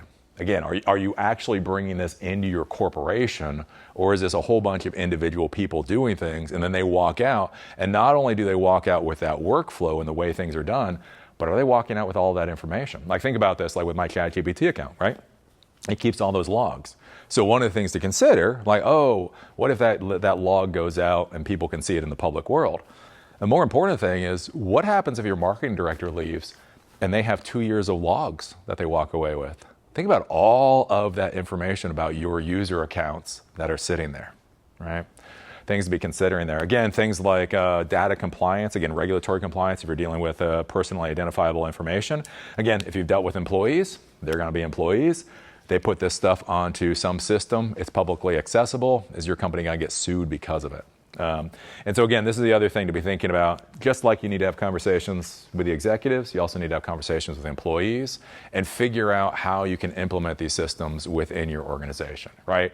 It's very important to understand 25 years ago, I could tell an employee no, and there's not much they could do about it, right? That stopped being true about 15 years ago. If an employee really wants something, you really need to go fight for them so that you can bring that into your domain. So beyond that, then we start getting to things like permissions and privileges. This becomes important again with people working on their own computers. So there's something called spear phishing attacks. And so what a spear phishing attack is where I figure out the CEO, CIO, executive for a company. I basically send them a bad PDF file, and that is a malicious link, and it tries to infect the system, right? The big problem with that is basically bad security. If all your users in your network are set up essentially as normal users, they're not able to install anything onto their computer, they're not able to make registry edits, they're not able to do those types of things, even if I get hit with a spear phishing attack, it's, again, we got the layers, it's going to fail because I trigger that spear phishing attack. That spear phishing attack tries to compromise my system. I, as a user, do not have the permissions to allow those things to fire off, and it's going to fail. The big problem now is you think about, again, the spear phishing attack, and who needs a spear phishing attack when somebody can install OpenClaw on their own system? And again, think about this with people like administrators. Think about global system administrators installing OpenClaw on their systems and what happens there. Again, some of these these vibe coding software, again, where you have access to things like root level directories, you have to be very careful about that. So remember, whenever you're interacting with a system, anything that runs on that system, more or less, is going to be running under your level of permissions. So if you have the ability to do something, again, whether it is a spear phishing attack or whether it's an agent, it's going to have that level of permission to do something. So you have to be very careful about that. Again, that's where we talk about things like database systems. And again, anything in the enterprise world is going to have permissions and security. Again, database systems, again, it's called privileges. Again, when you're dealing with something like MySQL, again, the ability to alter tables, the ability to update tables, the ability to create tables or drop tables or all that kind of stuff. You can create user accounts with very specific permission sets to only allow that user account to do very specific things. And you need to be thinking about how you do that type of deal. Beyond that, then you need to be thinking about things like deleting. Like, do you actually want to delete data? So again, there's that whole thing like what actually happens versus what logically happens.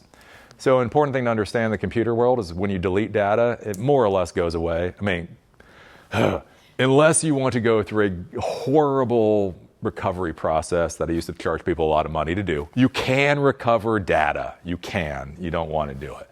But basically, as soon as something gets deleted, more or less, functionally, it disappears.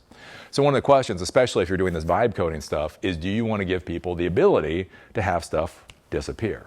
One of the big things is, again, with database systems, is you don't necessarily have to delete data. You can simply flag the data as deleted. So this is basically an active record, and this is a deleted record. Right? So if you have an agent or something else that goes through, it does something really stupid to your records, right? All you're dealing with is flags. You get to have the tedious amount of time going through and resetting flags afterwards, but you don't actually lose any data. And again, that's the kind of thing to be thinking about. We talk about things like backup systems versus systems that you can recover from. Where a backup system would be your database is constantly being backed up. Agent goes in, does something really stupid to your database, and then you would recover your database. Right? I don't know. If you're dealing with a 1 gig database, a 10 gig database, I still wouldn't want to do it that way, but you probably could. If you're dealing with you're dealing with a 10 terabyte database, if you have a full solid backup, simply getting that data back up to a usable condition may take a couple of days. And so again, that's the difference between things like flagging and deleting. Let's see here. Vulnerability discovery. What is up with that door? Anyways, vulnerability discovery.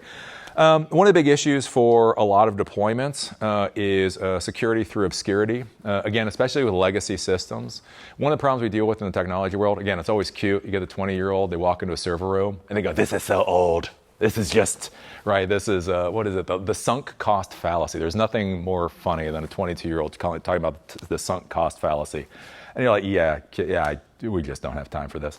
Anyways, so one of the things is you walk into these server rooms, you walk into these legacy environments, and one of the big problems is, again, when was the last time anybody audited these systems, right? You have a server, it was built out 10 years ago or 5 years ago. It's just running along, it's doing its thing. Again, you may look at the backup every once in a while, you may look at that type of thing, but when was the last time anybody actually went through and looked at all the permissions for the files and folders on that system? When was the last time anybody actually went through, again, make sure that the backup solution is working properly? Is the replication system working properly? When I had my company, it was amazing how many times you'd walk in and the CEO, the executive would be like, yeah, we paid this company with this great backup system or whatever else. You go in, and like back in the day, oh, it was tapes. I hated tapes with a passion. So anyways, we used to use tapes, and tapes were small, and so you used to use, incremental backups. So an incremental backup is you do a full backup, and then whenever there's a change, you put in another tape, and it copies any changes since the last backup. The problem is, you have to do it in a very specific order, right? This is tape 1, and this is tape 2, and this is tape 3, tape 4, tape 5. The issue is sometimes people would pull out tape 1, and then they would plug in tape 4. And the issue is it just fails out. And the problem is when it fails out, what happens is because the backup system goes through, it tries to figure out what data is currently on the tape, and that takes a little while. And so basically what happens is it will get kicked out, but it will get kicked out after like 10 minutes. So you come in, you slot in the tape, you walk away until tomorrow, and then the tape is out, and you're like, oh, okay. And then you put in the next tape, and the next tape, and the next tape.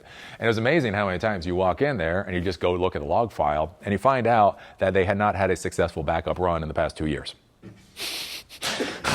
And so as far as they knew, everything was running properly. And so again, that's the kind of thing to be thinking about with things like the backup systems or disaster recovery solutions or anything like that, is when was the last time anybody actually took a look at this stuff?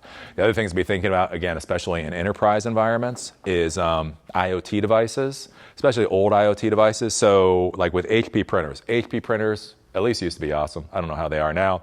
Those things would be with like cockroaches would be using these things after a nuclear war. They have something called, they used to have something called a jet direct card in it. It was actually a server that you actually slotted into the printer and allowed you to connect to the network, right? Yay, who the hell cares? Here's the thing, those were created back in like 2000, 2002, and if they keep working, I mean, they just basically keep working forever, again, especially with all these laser printers. When was the last time anybody checked the firmware on those damn things? Again, they are full-fledged servers that are sitting on your network that nobody even thinks about taking a look at, especially with things like access control systems, so the key card systems, surveillance camera systems, telephone systems. All of those are full-fledged servers, and many times the vendors stop producing firmware after about 5 years. So if you have a security camera system that's been up for 10 or 15 years, is working perfectly, are you sure that damn thing is actually still secure? Things to be considering there with vulnerability. So in a situation like that, what can you do? Well, that's where, again, if you do layers, you can try to isolate things onto its own network. So that's where we talk. So there was this idea 20 years ago called convergence. Basically, when all of these different computerized devices started using TCP/IP4 and Ethernet as a standard. So like when I started, telephone systems used something called Cat3, and they're either analog or digital telephone systems, but they weren't voice over IP. Surveillance systems used coax cable, the whole 9 yards. So with convergence, what happened was the idea of, hey, what if we put everything on the exact same network? And then they realized that was really stupid. So what they did is they all use the same technology, but use what's called parallel networks. And that's where you see like VLANs a lot of times. So you'll have a VLAN for your VoIP. You'll have a VLAN for your security system. You have a VLAN. And so that might be one of those things, like you do have jet direct cards or whatever. Well, like if you have one, throw it in the trash and buy something new. again, if you've got 10 or 20 of the things in your environment, it might be like, oh, maybe we come up with a printer VLAN, and they will only deal with that printer information. And then you can put a firewall. So when you create a VLAN, again, that's where you get into the technical stuff. When you create a VLAN, that basically creates its own siloed network. You actually have to put a router between the VLAN and other networks, right? And so you can put a firewall there that basically says only the ports that allow for printing are able to go to this new VLAN, and that kind of tries to isolate it. Something you can do. Yeah. Let's see here. Again, some more random stuff. API leaking data. This is going to be a big thing, especially in the AI world. So everybody's going to API, so we are on page 9. So APIs, again, this is interesting, especially with the AI stuff, is you have to be very careful with what vendors say, because vendors won't lie, but they will be very specific about what they say, right? We will not train our LLM based off of the information you put into your prompt, right? They won't. But they might train their LLMs or their systems based off of other information. Basically how you interact with a system, that type of deal.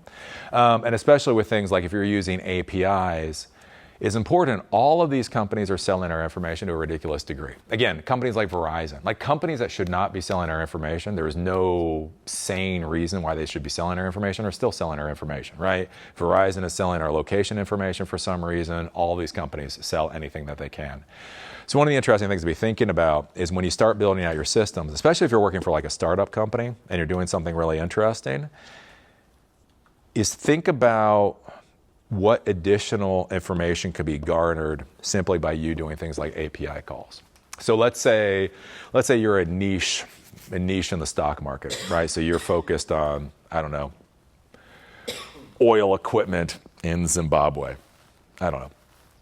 One of the things to be thinking about is you're normally going to have a certain amount of traffic that's going to be dealing with that information. What can be kind of interesting, though, is what happens when your systems start spiking for requests. Does that trigger something that can then be sold to something like your competitors? Like, so imagine like, again, if somebody's buying information and so there's a competitive field and so somebody's trying to buy like what traffic you're doing. What if they can see that you're spiking your requests to an API in a specific period of time? Is that a heads up to other people that there's something that they should be paying attention to? It's one of, what's that? The Pentagon Pizza Index. Yeah, Pentagon Pizza Index is one of those, yeah. And that's kind of one of those things to consider. Again, things like where the IP addresses are coming from. Again, with IP addresses, you can do very basic. Again, don't wipe servers because of it, but you can do very basic geographic location information based off IP addresses. So if you start hitting an API that does something, again, that might be saying something to that API provider that might be valuable that they would try to sell. That's one of the things I remember when the NSA came back and they said, well, all they're collecting is metadata. I was one of those people. I was like, yeah, they're just collecting metadata. And then I had a friend who did that kind of work, and he was like, do you understand what's in your metadata? I was like, apparently not. And again, that was the thing, is they were intercepting the phone calls, but they were intercepting who the call was from, geographic location, time. They were then correlating that in these massive data sets. Again, to think about like with the NSA. The NSA, it was like 2008, they spent $8 billion just building a data center in Nevada. That was before they started filling it up with data. And so again, that's the kind of thing to be thinking about, is like how information can be correlated.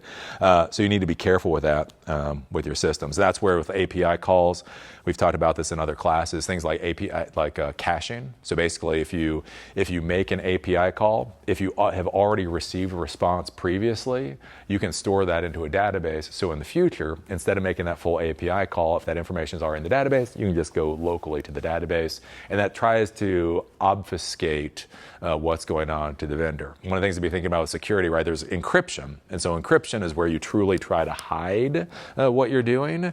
One of the things you can also do is something called obfuscation. Basically, obfuscation is simply making what you're doing confusing enough that people can't necessarily put two and two together. You think about obfuscation with, there used to be something called minifying, I guess there still is minifying, but with programming languages like JavaScript or CSS or those types of things, white space doesn't matter, just use a semicolon as a delimitator. So what's curious is in a production system, like that gets a lot of traffic, white space in your code actually slows your code down. I mean, like a little bit, but again, at scale, it slows your code down. So there's something called minifying, and what minifying does is it literally goes into your code and takes out all unnecessary white space. And what's hilarious is if you look at code after it's been minified, God help you trying to read that thing. Because again, it is functionally perfect, but it's now just a block of you've only got exactly as many white spaces as you need. It is misery to actually read. And so that's kind of stuff to kind of be thinking about, like API calls and that kind of deal. You see, firewalls. So with firewalls, again, we did a class on TCP/IP a little bit ago. Well, this is just a horrible thing. Anyways, we're just going to keep writing. So basically what firewalls are is there is something called TCP ports. And so what TCP ports are is under TCP IP version 4. These are kind of like the doors into your server. So you have an IP address, so 192.168.1.2, and the subnet mask of 255.255.255.0. So again, if you were in the class, you will remember this, maybe. Basically, the IP address and the subnet mask, that gives you the network number and it gives you the computer number. So this is the network that the computer is on, and this is the individual computer itself, right?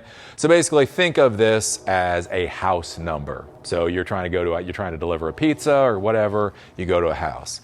You then have the port, and so you'll see sometimes we'll do like port 8080 for when we're using Bottle Web App Framework. This is the TCP port, and basically this is kind of like the door into the computer.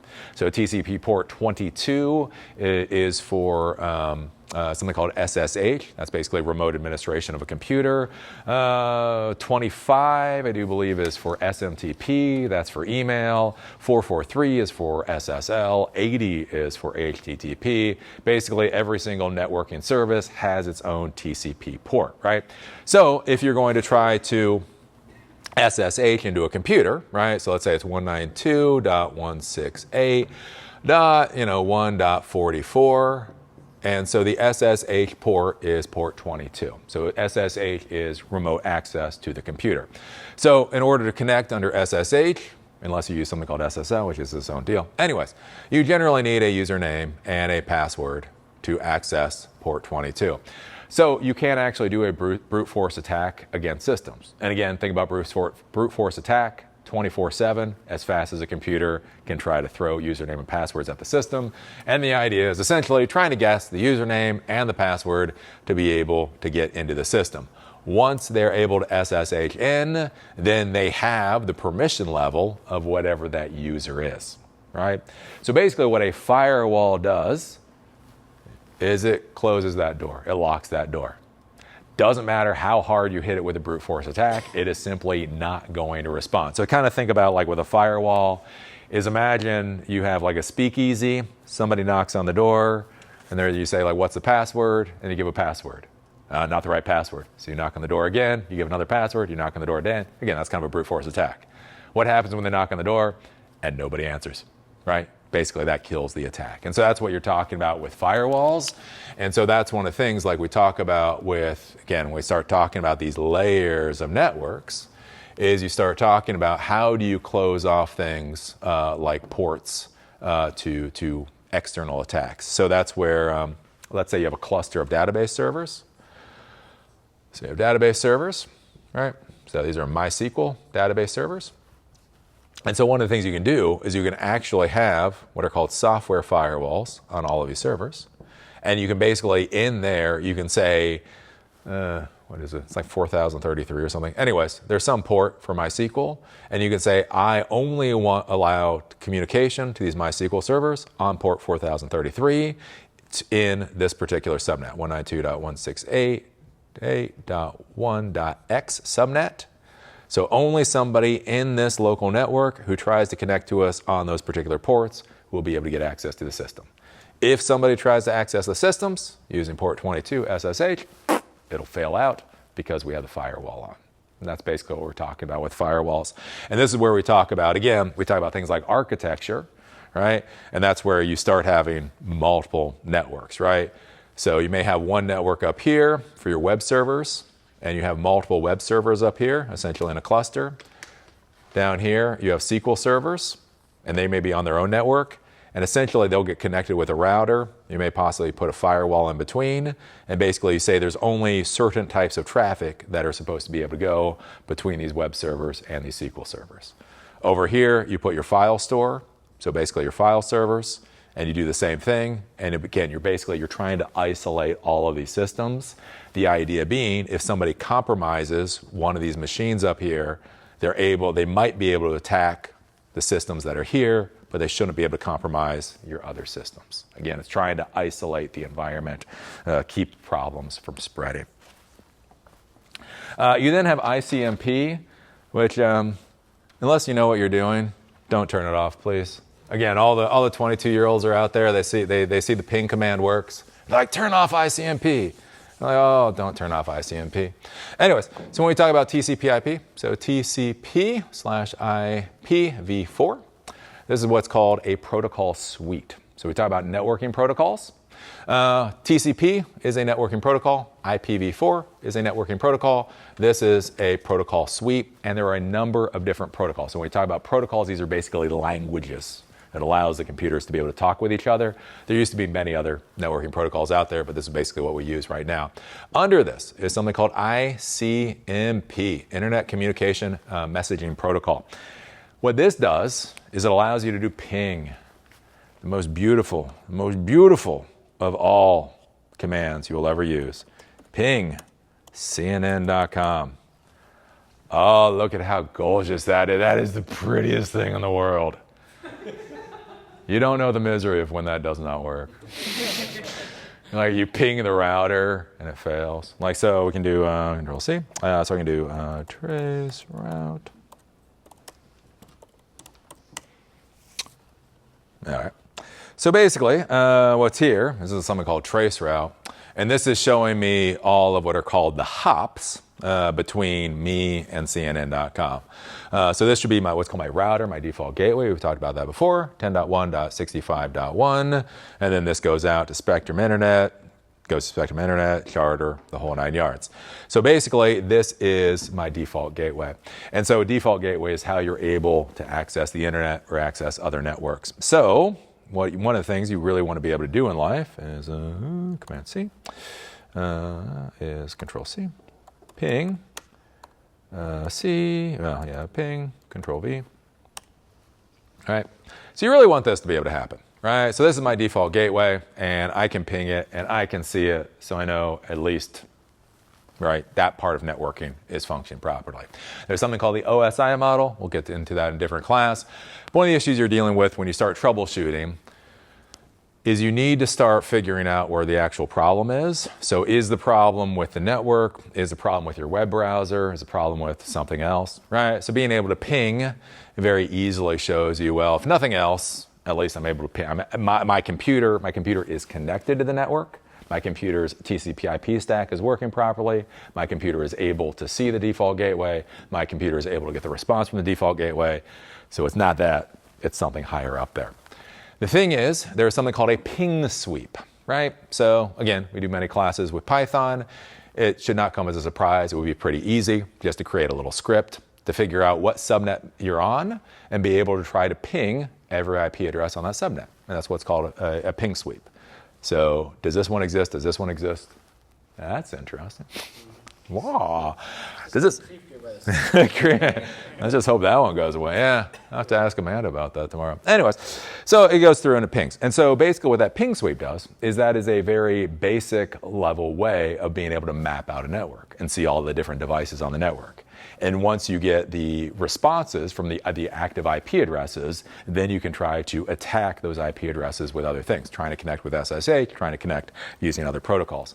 So one of the things, again, 22-year-old security people really like to do is they like to shut off ICMP so that you can't do ping sweeps anymore. and then my life goes to hell. Because basically, every time you try to do any kind of network troubleshooting on your network, you now no longer have the ping command, because ICMP allows you to do ping. You turn off ICMP, ping no longer works. And that's going to be a big question of how you do troubleshooting and that type of deal. And the ICMP and turning that off is kind of like that perfect example of, again, going back to the whiteboard, and again, thinking about when you add security to your systems, have you figured out how you're going to be able to troubleshoot things going into the future? Right? Are you going to drop a technician into the network, say, hey, figure out what's going on with your networking problems? They go to ping, nothing pings properly, and now they get to spend a day of absolute misery trying to figure out what the hell's going on? Or can you say, oh, look, we turned off ICMP. Now that you're doing troubleshooting, here's how you're able to turn ICMP back on for a little bit, or here are additional ways you can do troubleshooting. Kind of things to be thinking about there. But again, this is where, again, you start having AI agents on your system. They can go through, they can do a nice clean ping sweep, then they can go through and they can start attacking all of these different devices and computers that they find. Let's see here. One of the ways you can try to fix all this, one of the things to consider, you don't have to worry about ICMP.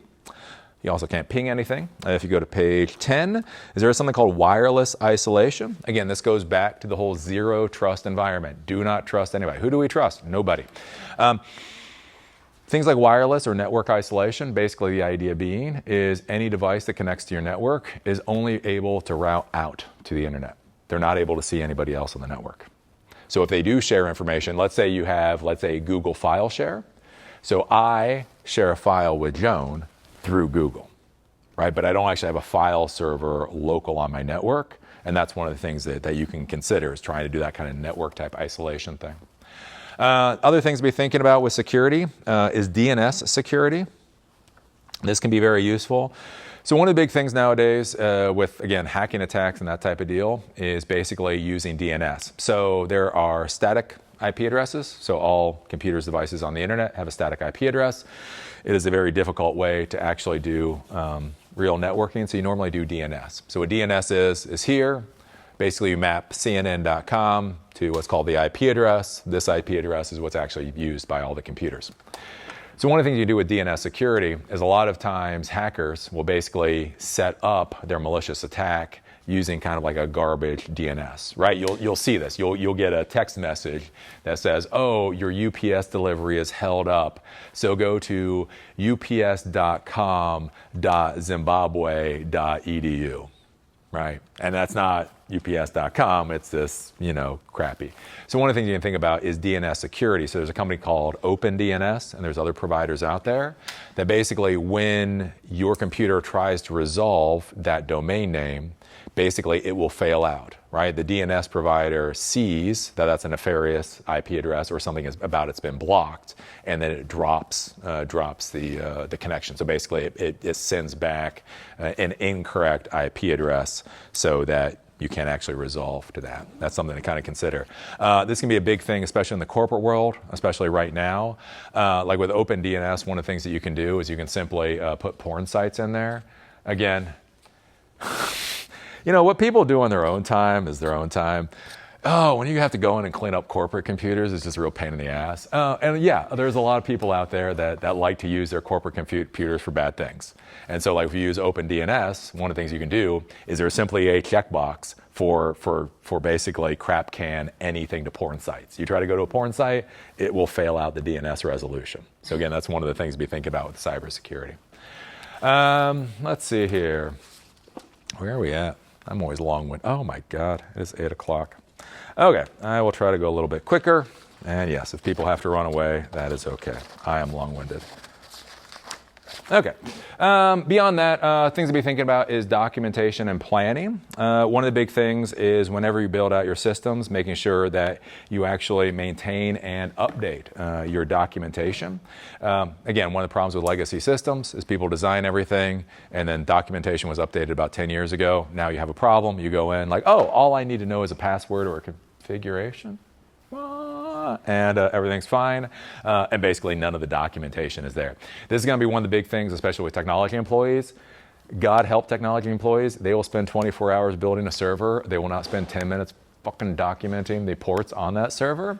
So again, have fun being a boss. That is something for us, other people to figure out. Think about resources. What resources have been provided for security? So again, that's going to be a big thing when you go to your boss and all that kind of thing. It's weird. Again, back in 2000 when I got my MCSE instructor looked at us and said, it's very sad to say, but IT is still considered a cost center in businesses. He was like, someday it won't be this way. We'll be on IPv6 and we will get the respect that we deserve and we'll be considered a profit center. But right now in 2000, we are still considered a cost center. We do not have IPv6 and we are still considered a cost center. What that means is that companies see us as an expense. They don't see us as actually bringing value to the company, which really sucks, especially when you need a lot of money. So one of the things, again, you need to be thinking about with office politics is going to your executives and having real conversations with them to figure out what resources you actually have for security, so that you actually have them to deploy them. And then you need to build security around the resources that you have and not what you wish you had. Again, you do not want to overbuild security if you don't have things like the institutional knowledge. Do you remember that in a company? It's not a company of one, it's a company of a team. Like everybody in your team needs to be able to understand how to manage and maintain systems. If you have one person that understands how the security works and they have a heart attack, life's going to be bad. Again, my first boss, I was like, oh, haha, right? That sounds like a joke. No, my first boss, he was up, he was fixing some cable on a server rack. The ladder went out from under him. He hit the ground, he got a little concussion. No big deal. Goes to the hospital, they do a scan. The big deal was the brain cancer they found. He was gone in 2 months. Real world. So again, things like, with documentation and resources and all that kind of stuff. Again, what happens if one of your employees dies or they get poached or whatever else? Let's see here, overcomplicated security. We talked about that. Stupid employee games. This is one of the things you're going to have to be careful about, especially if you're going to be a decision maker. Again, for a lot of Silicon Dojo, one of the things that I try to emphasize with you folks is you should be focused on trying to be decision makers. Again, that's where the real fun is anyway. Who wants to be on help desk all the time? And one of the things is looking at what your peers are doing and looking at what your subordinates are doing and making sure they're not doing things that are asininely stupid. I talk about this to one of my viewers I met years ago. He had a friend of his, and he was a Python coder. Everything he coded for the company that he worked for was a 9-layer array, right? So basically arrays are variables that store multiple values.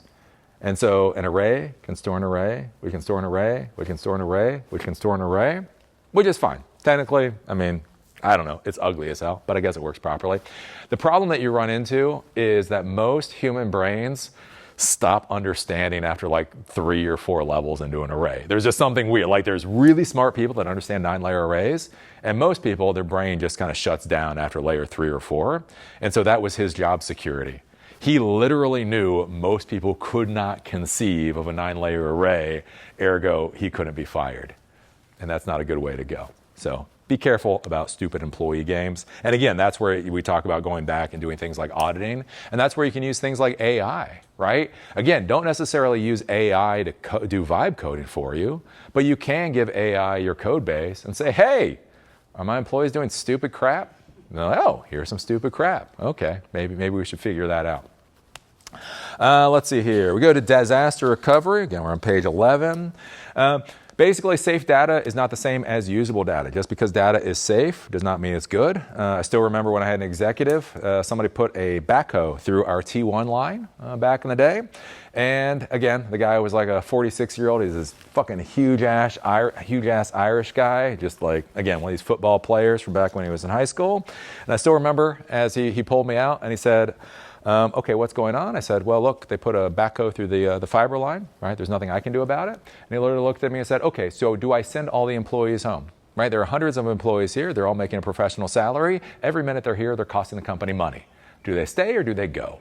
Right? And that's what we're talking about with usable data, right? We didn't lose any data. We just lost the fiber line, right? But the company was losing thousands of dollars per hour. And so that's the thing you have to be thinking about, again, with the difference between backups and disaster recovery. Data that is safe but unusable for a day might be very expensive. Let's see here. Again, things to be thinking about with like backup systems is how long does it take to restore things like 10 terabytes of data. When you're looking at disaster recovery systems, so disaster recovery systems, essentially, more or less, you flip a switch, either automatically or manually, everything gets back up and running. There's a thing called replication, so essentially data has to replicate from one site to another. That has to occur. One of the things to be thinking about is the math behind this. So there's something called high availability disaster recovery. Anyways, high availability. What happens with high availability is there's something called a heartbeat signal. So you have two database clusters. You have what's called a heartbeat signal between those database clusters. If the heartbeat fails, then basically the first cluster or one of the clusters is considered to be down. The other cluster is basically auto-promoted into active status, and everybody routes to that new active cluster. Something to think about. I don't quite know in 2026 how this works out, but it was interesting with high availability for things like VMware back in the day. Basically, you could have data centers about 50 miles apart because, don't quote me on the latency, it was something like 50 milliseconds latency for the heartbeat signal.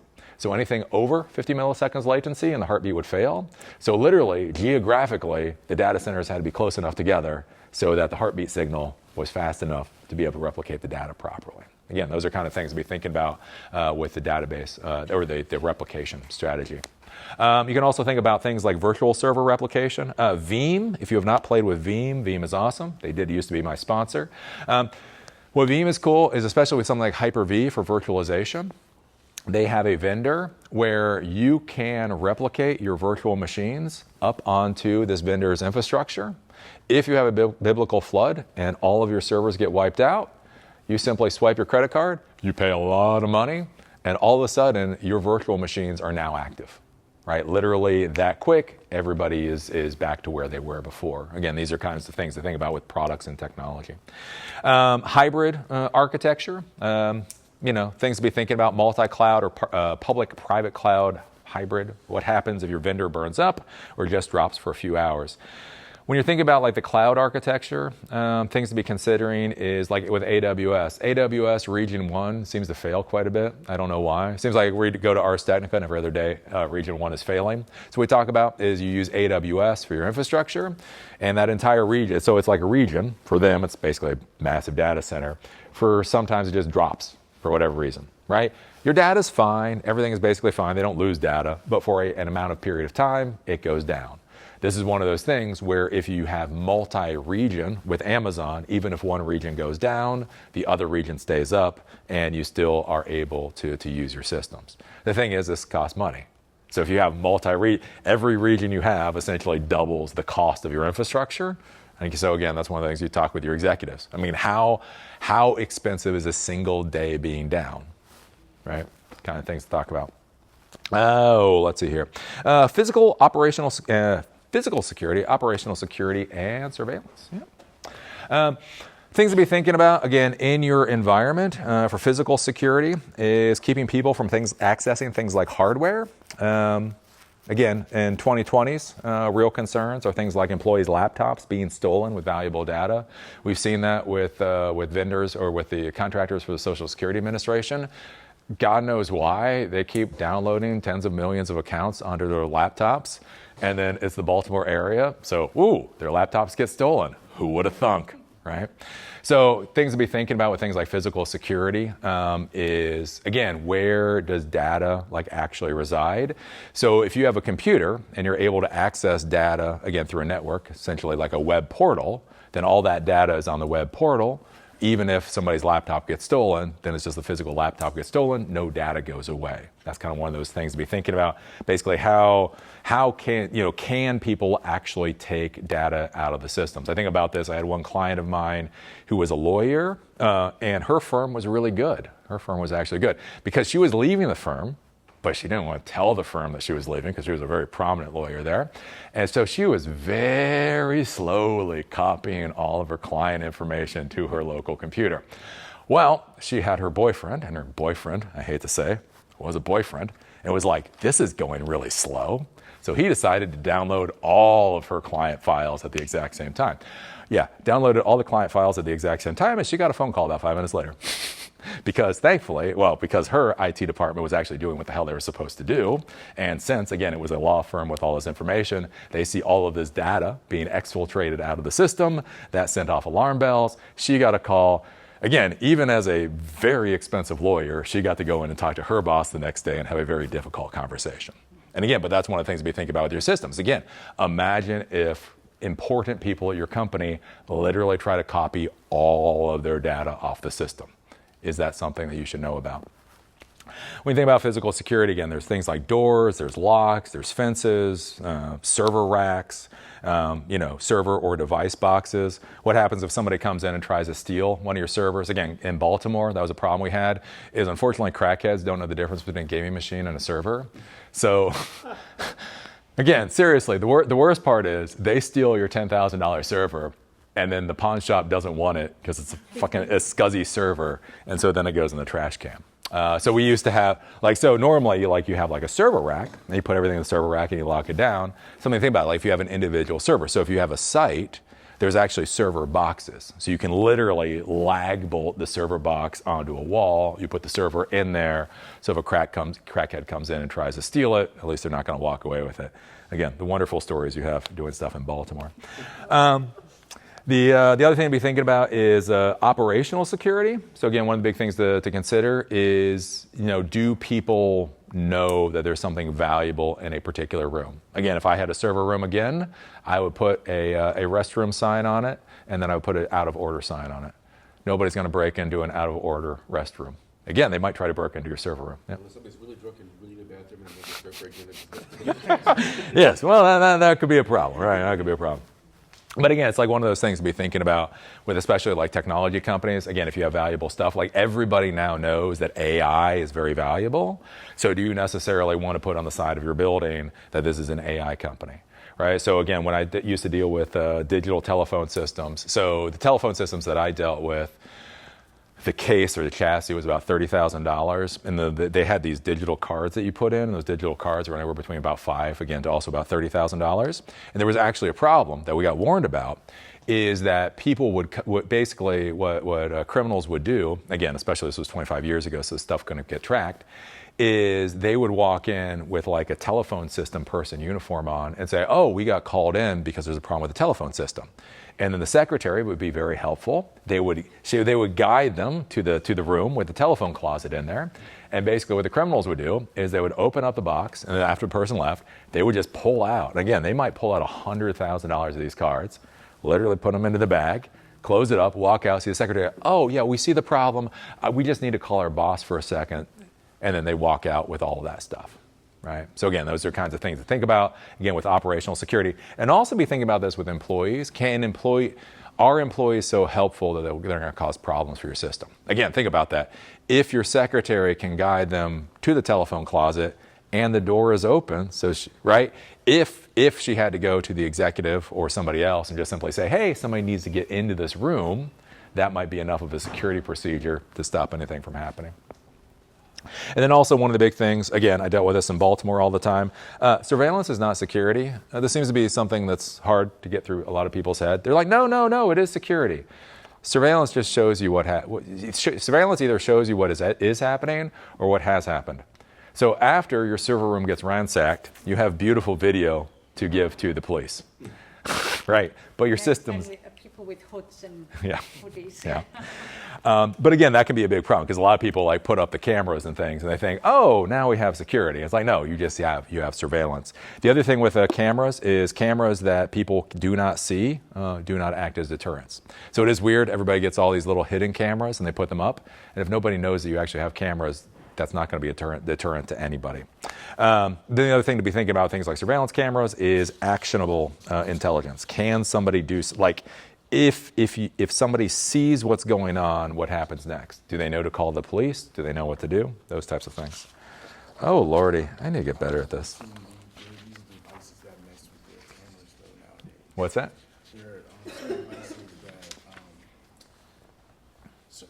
They mess with surveillance cameras. I don't know if they release some type of Oh no, those are IRs. They are, yeah. So that's if you have really low quality cameras, so low quality night vision cameras, they use infrared. So basically, they have little infrared lights in them, and they light it up. So it seems dark to us, but there's actually infrared light. So if you have an infrared light, on your hat or whatever, they show those examples. Basically, it creates a big white spot because it's basically like so. If you buy good, like when we installed surveillance cameras, we had what are called very low lux. It was like 0.002 lux cameras. So they don't use IR. It's literally, you can have a candle in a room like this and everything else is out and it could see this room perfectly. So again, that's the kind of thing, buying the appropriate equipment, which would be a different class. Oh, let's see here. I don't know, is everybody still good with this? Not lost too many people. Have you done this class before? No, it's the first time I've done this class. Okay, that's why you did thought. Yeah. I was going to say this. It's a little long. How Yeah. long it takes. Yeah. I don't know, it takes as long as it takes, which is. Your voice is holding out. Yeah. Oh my God, I can talk forever. Let's see here. API security. Going into that. Again, other things that we talked about before is things with things like API. Any kind of vendor that you're going to be dealing with. Think about who works for the vendor. What happens to your data when it goes to the vendor. Again, one of the big things I hear from a lot of people is, Eli, they say on their website what they do with their data. They promise not to log your data or whatever else. Remember, that's just HTML. That's not necessarily even a contract. Understanding what they're going to be doing with your data can be very important. And the other thing to be thinking about with things like API is things like data lock-in. So when we talk about data lock-in, basically this is where you put data onto other people's systems and then they don't necessarily let you get it out again, which can be a big problem. Again, this is going to be a big issue with vibe coders. Again, CEOs vibe coding stuff. You connect to somebody else's system, you do this integration, you dump a whole bunch of data in there, and then they don't let you get the data out again. Can be a big problem. How Microsoft tobacco yeah. storage in the cloud works. Yeah. Charge a lot more data. Yeah. Well, yeah, and that can be an issue. Like I use a backup solution from AWS called Glacier, and yeah, putting data up there doesn't cost anything. Leaving it there is dirt cheap. The minute you start pulling 5 terabytes of data out of Glacier, that is when you get billed through the nose. And again, that's the kind of thing that you need to be thinking about. Things like security for APIs is things like key rotation. One of the things I've been surprised about doing a lot of these classes, so what key rotation is with API calls is basically it's your permission, it's your account, you connect to the API, you give it a key. One of the interesting things with a lot of these API vendors is their key rotation schemes are absolutely miserable. Like some of them, it is incredibly difficult to get new API keys. Like Meetup, I had a buddy of mine programming a project for Meetup, and they have the professional account. And literally getting a new API key out of Meetup was it took them like a week to get it out of Meetup, right? So again, weird things to be thinking about. Let's see, and again, make sure you don't do things like upload your keys into things like GitHub or the rest of it. If you're dealing with APIs, again, I talked about caching responses before. Basically, if you're making a request and you're getting the same kind of response back all the time, you can simply save that response in a local cache, a local database. That can be a lot faster, a lot more secure. And do be careful if vendors shut down. Again, we're going to be seeing this soon, especially in the AI world. There are going to be more and more AI vendors that simply fail. That's just how it works. It's not being snarky against AI. And so one of the big questions is what happens if the vendor that you're using simply goes away. It can be a big problem in the AI world. Let's see, we talked about shadow IT before, so we won't go over that again. Kind of talked about no root for standard usage. Do remember whether it is a spear phishing attack, or an AI agent, it will be able to use whatever level of permissions that you have when you're logged into the system. Other things to be thinking about is directory tree security. This is something where I think a lot of CIOs actually need to start going to prison. So you will hear of ransomware attacks, right? And so one of the interesting things when you're dealing with databases, and again, this is where you have to understand how security actually works, is so you're dealing with a database, and again, the database itself has permissions, right? It has these what are called privileges, user accounts, drop, the whole 9 yards. But that database is actually a file. It's a file, right?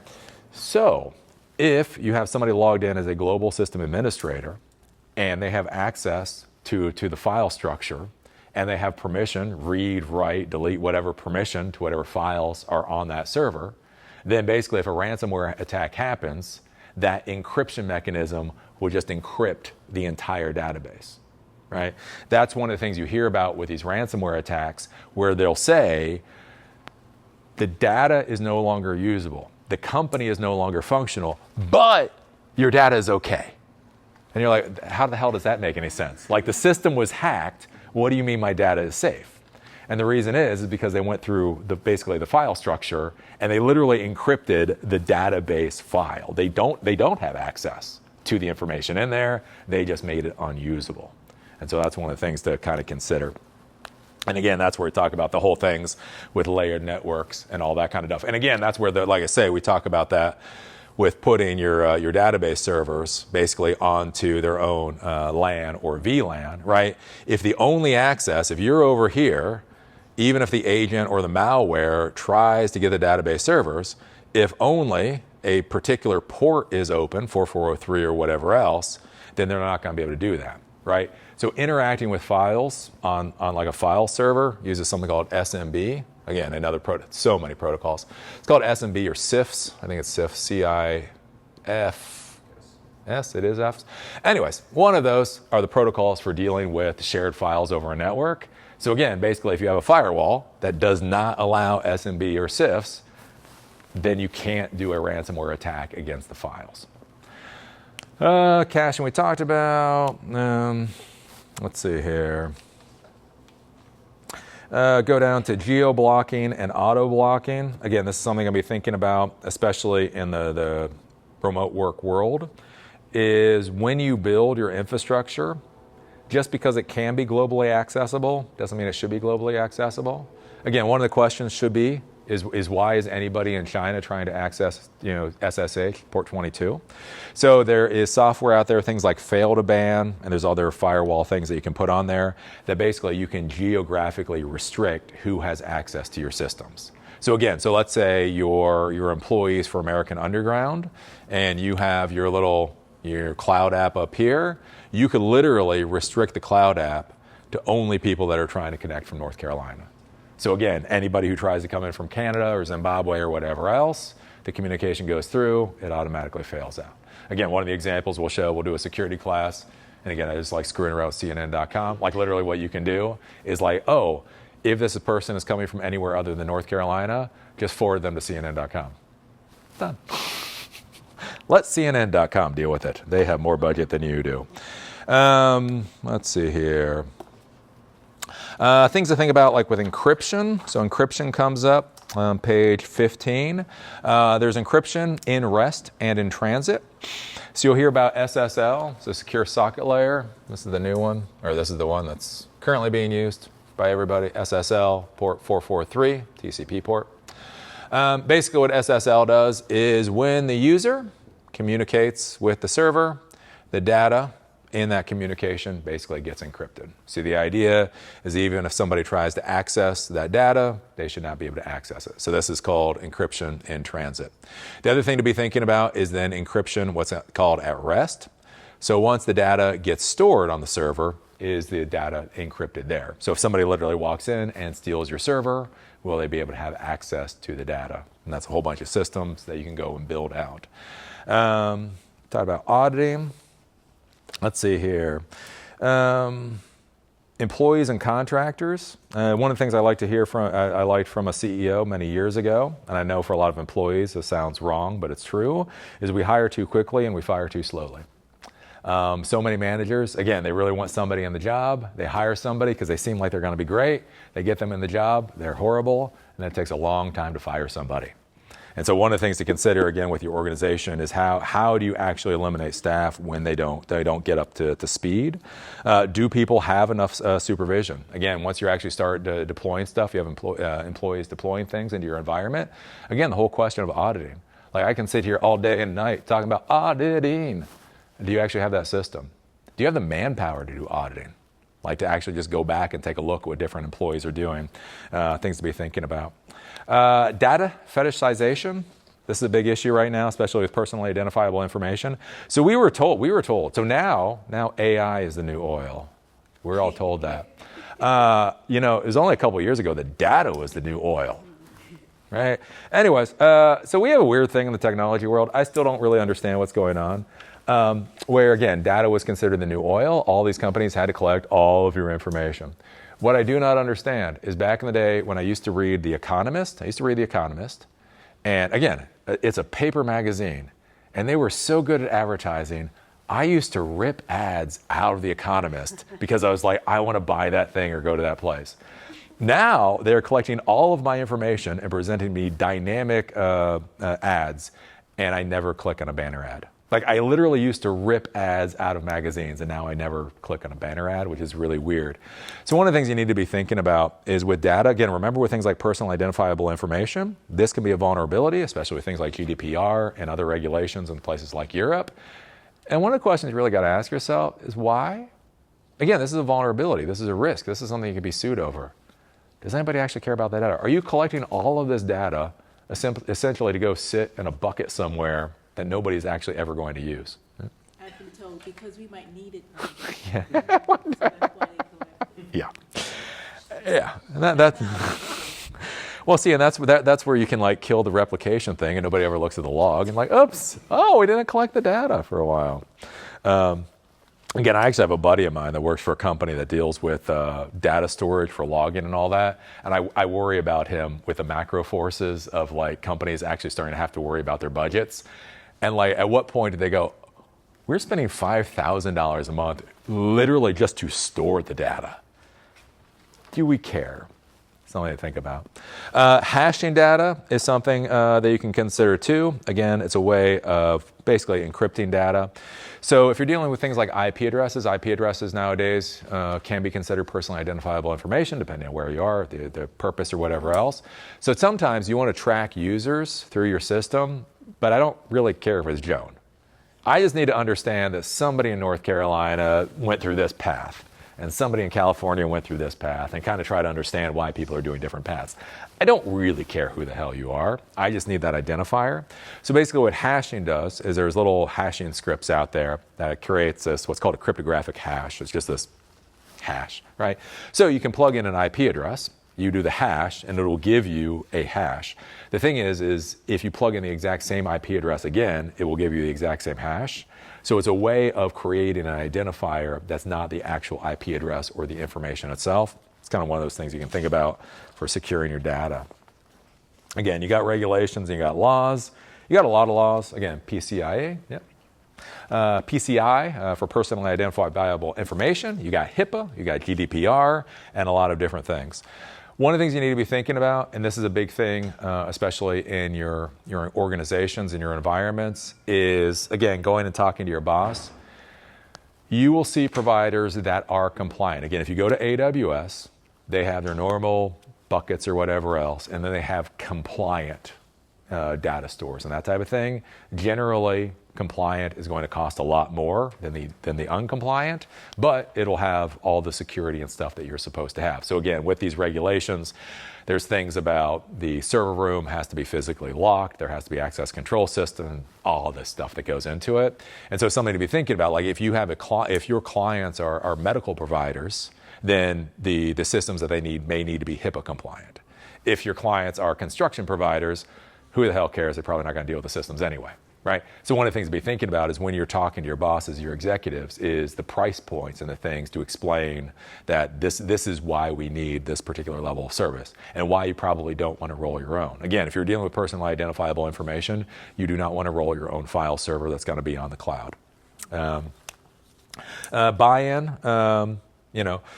talked about this a lot. Without buy-in from vested interest, your work is going to be brutally difficult. Again, you got to go to your executives, and you got to get the trust of your executives. If you don't have that trust, everything is going to be an absolute misery. You need the resources and the authority from the executives to be able to build, deploy, and maintain solutions. They need to trust you even when they can't see why. This is one thing, like I used to do with my customers, is again, they were always the boss. They told me to do something, I would do it. My professional job is to give them my opinion. If they decide to override my opinion, that's their business. And one of the greatest things with CEOs is they would always override my opinion once. Again, they would hire me once, And they'd be like, this is what I want you to do, Eli. And I'm like, I don't think this is a good idea. And I go, and I'd sit there, and I'd very nicely explain why it's a really stupid idea. And I'd really hammer at home why. Not just that it was a stupid idea, but why it was a stupid idea. And then the interesting thing was, in about a month, everything would go to hell. And then they say, okay, Eli, fix it, whatever needs to happen. And it was curious. I literally had one CEO once, and I was explaining what he needed to do. And I was like, you know, how do you feel about it or whatever? And he was like, oh, I disagreed with you once.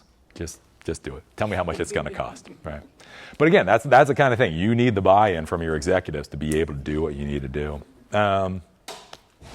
You need mid-level managers to respect you enough that they don't just swipe a credit card and create their own shadow IT. Again, that's communicating with the mid-level folks, because again, that's going to be a big problem. And you need the employees to not actively try to circumvent your damn systems. Again, especially in the modern world, you have a lot of employees, you know, they're making $20 an hour. Again, it's a hard life. Again, they're not snarking on that. Again, they're tired, they're exhausted. The security systems that you put into place is just causing them to do more work. If they can get around your systems, they will, right? If they can get OpenClaw to do their work for them, and they already feel like they're getting screwed over anyway, they will get OpenClaw. So you need to go to them on a one-on-one. And basically, I'm not telling you as the geek to not use OpenClaw. I'm telling you as a man. I'm telling you as somebody who just wants to go home and play with his dog. Please don't do this. Again, office politics, along with all this kind of thing. Know people's kids' names. Know what types of dogs people have. Remember, in the technology world, it's always weird how authority works in the real corporate world. Again, there's this whole idea of CEOs, right? CEO, you're friendly with the CEOs. You learn about how the CEOs, what cars they collect or whatever. CEOs sign checks. It's the secretaries that write the checks.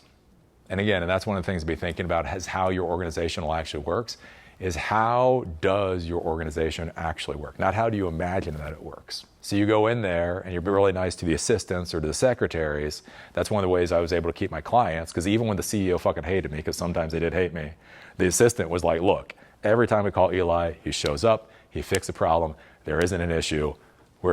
Again, it's funny to think about, but the assistant is like, we're keeping Eli. And the CEO's like, I've got too many things to deal with, right? Anyways, things to think about. Education and made-up positions. Again, one of the reasons we have a lot of problems with security in the real world of technology is employees don't understand why there's problems.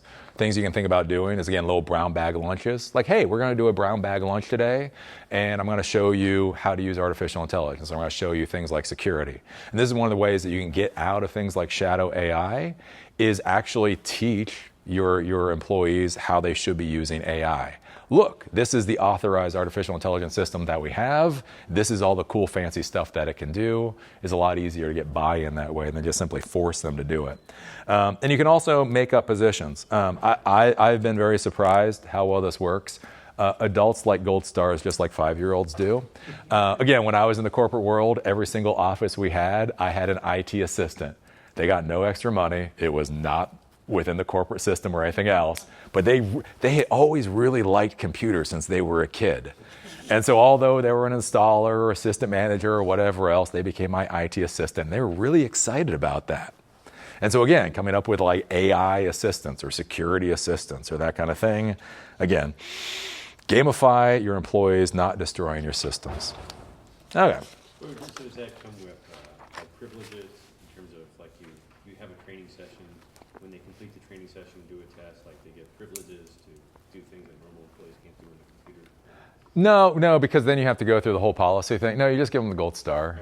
No, it's like this brown bag lunch is for the IT assistants. People are like, again, it's adorable. It is adorable sometimes. Like just giving people reasons to feel pride is just an amazing thing. You're like, look, you're getting a special lunch. We're going to be one-on-one. And it's amazing how many people will do that. And again, like if it makes sense to give them permissions and go through the whole bureaucracy, then you may want to do that. But generally, it's just, let's see here. So let's get to some of the AI stuff, and then we'll call it a day, because I am way too long-winded. Here. So when we actually get to AI things, things to consider, is service-oriented architecture problems with LLMs. So this is going to be a huge, bloody issue going into the future. So when we talk about service-oriented architecture, the idea is there's many types of architecture style. There's things called client-server architecture. You have client computers communicating with servers back and forth. And then there's something called service-oriented architecture. The idea with service-oriented architecture is all the services that your system needs are basically, they're kind of siloed off into their own world. So when you have client-server architecture, so let's say when you had Outlook and Exchange back in the day, right, you had your client computer and you had the server. So the server had Exchange on it, your client had Outlook on it, and these were very tightly bound together, right? There was an encryption mechanism, there was a authentication mechanism, there was a lot of stuff that went on here. So the issue is, if you decided to use somebody else's email server, I don't know, Pigeon, I guess was one back in the day, or IBM had one back in the day. If you wanted to use somebody else's email server, it was just evil to try to migrate over to a different email server, because all the data had to be migrated to the new email server, new user accounts had to be created on the new server. It was just a whole mess. So basically the idea with service-oriented architecture is that basically you just have services, right? So this is where we use a lot of this in code. So we have our Python code. And again, let's say we have Twilio. So let's say we're doing a voice AI system like we've done before. So the idea is within your code communicates up with Twilio. And basically there's some kind of what's called an API call here. So there's an authentication, and then there's a communication, and the response comes back.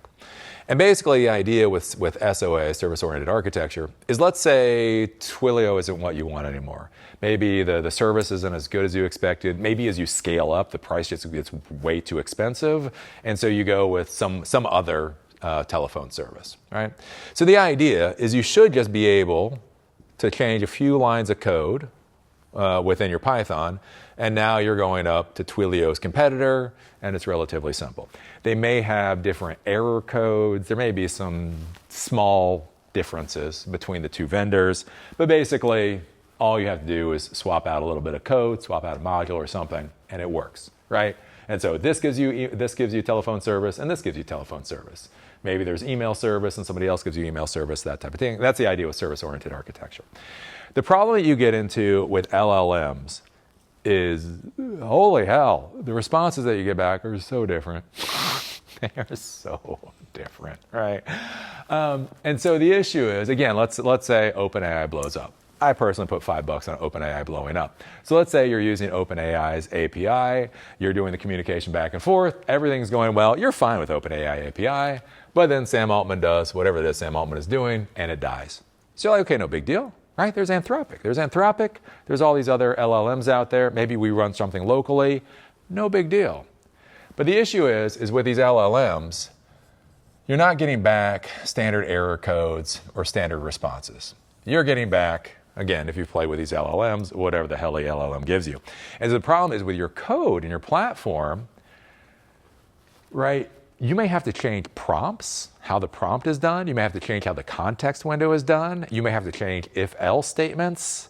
You may have to change a lot in order to simply swap to a different LLM. And you may get a lot of weird responses. So that's going to be one of the things to consider and with the AI space with these LLMs. The cost of migration is always going to be the most expensive thing that you ever do. Again, the reason we all stay on legacy systems is because it's better than migrating, right? The only thing worse than legacy is migration, right? And so again, one of the things to be considering, this is why we talk about the real value of our job is the whiteboard, not the code, is I want to design the systems. I want to be thinking 10 years out for how our system is going to scale before I start buying the first service.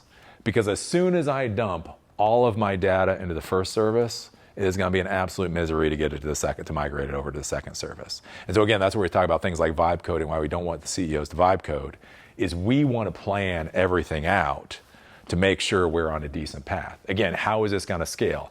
What happens if we explode, right? The CEO thinks, well, we might go from 10 users to 100 users. Again, I've seen the companies where they're like, hey, if we get to 100 employees, I'd be a happy boy. And they get to 2,000 employees. Right? How does the system scale? right? Does it scale economically, right? And those are the kinds of things to be thinking about. Sanitization for AI. How do you deal with things like prompt injection? Is the request that's going into the artificial intelligence appropriate? Is the response appropriate? Again, this is one of the things to be thinking about with log files, especially with users. I've talked about this a little bit before with my plumbing company. Apparently, they have a new AI assistant, voice assistant. I hate it with a passion. I've talked with the employees, and the employees say, yeah, the CEO's not going to get rid of it because all the old guys are flirting with the AI. Apparently, this is a real thing. Literally, because it's the same plumbing company I've used for a while. Oh yeah, it's a cute little girl LLM, and they just are flirting with it. So again, is this appropriate? Is this where we want to be going with our AIs? And again, especially as people get lonely, yeah. There you go. Yeah. But again, like you got it, like, and the way that I always try to explain this is, again, when social media came out, again, because I was an adult, I was 33 when it came out, like with Twitter, I got my first Twitter account or whatever. And as I talked about before, I've talked about is, when I got to Facebook, when I was on Facebook, all I did on Facebook was share corgi butts. So I had 2 corgis, and corgi butts are the cutest things in the world. So corgi butts around the world, Hong Kong, they love their corgis, or whatever, we're sharing. So if you had told me in 2009 where Facebook was going, I would have like, what? What do you mean it's being used for election misinformation? And like, I'm like, we're here for corgi butts, right? And so one of the things to be considering with these AI systems, if you don't lock them down, especially with things like voice systems, like think about this like with your remote workers, especially with a lot of young people nowadays, right? They're lonely, they don't have a lot of connection. What happens when they start calling your help desk for counseling? Think about that. Like if you don't, because again, like I showed you guys before with 11 Labs, if you don't lock down the guardrails and you don't lock down the time, you can sit there and have a conversation with it. So what happens if you just didn't lock down your telephone AI system, and so your employees start going to your telephone AI system for counseling? Again. I actually saw a post online recently Yeah. of somebody talking to ChatGPT and Yeah. getting some sort of code Yeah. out of it. It's like, hey, can you write me a code for this? And it's just like, sure, here. Yeah. It's rather than actually like helping you with a Chipotle. Yeah. Because they had an LLM behind it. Yeah. Other things to be thinking about nowadays, is, especially with things like context windows, is context compression. This is an interesting form of a problem. So basically, so we talk about prompt engineering. So prompt engineering is when you make the request, making sure the request looks right. Context engineering is everything that goes into the context window. So that's your RAG information plus your prompt plus any guardrails. One of the issues is as these context windows gets larger and larger and larger, it takes longer to process for these LLMs. So there's something called compression, where basically you can ask an LLM to essentially summarize everything that's been said before. And one of the curious things, and something to be careful about, is apparently many times when it summarizes, it will forget your guardrails. So you plug in guardrails for what the system is supposed to do, it compresses, and it leaves out those guardrails for whatever reason, and then past that point, those guardrails no longer exist. One of those things to kind of think about. Prompt injection. Oh, you can just throw it out. I'll deal with it in a second. Yeah, cool. Thanks. Yep. Prompt injection. Again, everybody's been talking about this. Can you add things into the prompt to get your LLM to do something it's not supposed to do? Again, that whole thing. Forget all instructions that came before and now do something later. This is the other thing to be thinking about, again, with log files, is if your employees start doing that, you should know that happened. And then you can go talk to Bob. Bob, why do you keep telling the LLM to forget the guardrails? Please stop doing it or you're going to get fired. The other thing to be thinking about, again, for anybody in here, especially dealing with startup companies, is model poisoning. And this is a hell of a thing, right? And again, one of the things to be thinking about with cybersecurity is, again, nation-state actors.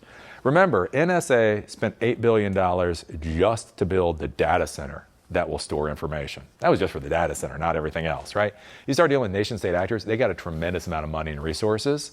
And so this thing with model poisoning is Anthropic came out, again, quote, we found that as few as 250 malicious documents can produce a backdoor vulnerability in a large language model, regardless of model size or training data volume. So basically the idea is they were able to put in nefarious documentation. about certain things, and simply 250 documents out of maybe millions of documents that went into the data set is able to create vulnerability. So especially you have your CEO vibe coding, they don't even know what the hell auditing actually is. You don't know what additional stuff is being put in there that they don't realize. Especially nowadays is very interesting, again, like with open source modules, because you're most likely not going to run into these kinds of problems with like Twilio, right? So if you say, hey, I need some code to connect to Twilio, there's a mountain of documentation on Twilio. It's probably going to be relatively difficult to poison that. But again, a smaller module, or a new product from a new vendor, there might not be a lot of documentation out there. So if they can pollute just a little bit of documentation, they might be able to cause you a lot of problems. Let's see here, copyright and IP. So the big thing everybody talks about with copyright and intellectual property is always, the LLM provides you something, and the whole question of what is the intellectual property around that. One of the bigger things I would really have you look at is if you start using these models, especially if you use them locally, do make sure you look at the licensing. Right? So some of the licensing for these models can be a little bit wackadoodle. Again, there's open source licensing, there's Apache, there's MIT. You can deal with all that kind of stuff. But it's even like with Meta, again, for most people, it doesn't really matter. But like Meta put out this open source, right? This llama model, they called it open source. But the weird part about it was a restriction to as long as you had fewer than 700 million monthly users. So basically they were trying to keep Snap from using it. That was the big thing. But think about this, right? So you use this model, like, are you sure what you're actually legally able to use this model for? And again, like if it gets put into a system, so like a lot of people might, some people, they develop products for their own internal company, and then it works so well, then they start actually selling it to their competitors, right? What happens if you package this into a product and then you sell it, then you realize you don't have the license to sell it? Can run into problems. And then LLM hijacking, this is a hell of a thing, so IBM was talking about this a couple of months ago. Basically what this is you set up an LLM on your own server, and then basically what hackers figure out how to do is they figure out how to use your LLM to solve their problems, right? And again, IBM came out with this, and some companies, it was costing them $46,000 to $100,000 a day just in the LLM hijacking. Because again, it's one of those things. What's that? Claude. Yeah. You have that open to the internet, right? If somebody knows if you leave your message open. Yeah. So it's like anybody on Claude, anybody can message your bot and use it. Oh, really? Oh, Jesus. Well, there you go. So again, and that's one of the things to kind of consider, and that's where we're talking about layers and all that kind of stuff for building your infrastructure. And that is a class on cybersecurity. Any questions? Any questions? Yep. The latest talking about the vulnerabilities, new vulnerabilities on the internet. Yep. Anthropic has trained their models to write COBOL. Oh yeah. So now these models, so you can actually go through all these old COBOL code that's been running for decades, and find vulnerabilities that nobody ever thought to look for because they were isolated standalone systems that were never taken in. And people expect that to be a big thing of finding vulnerabilities and results of what was bringing on mainframe for decades. Yeah. It's funny.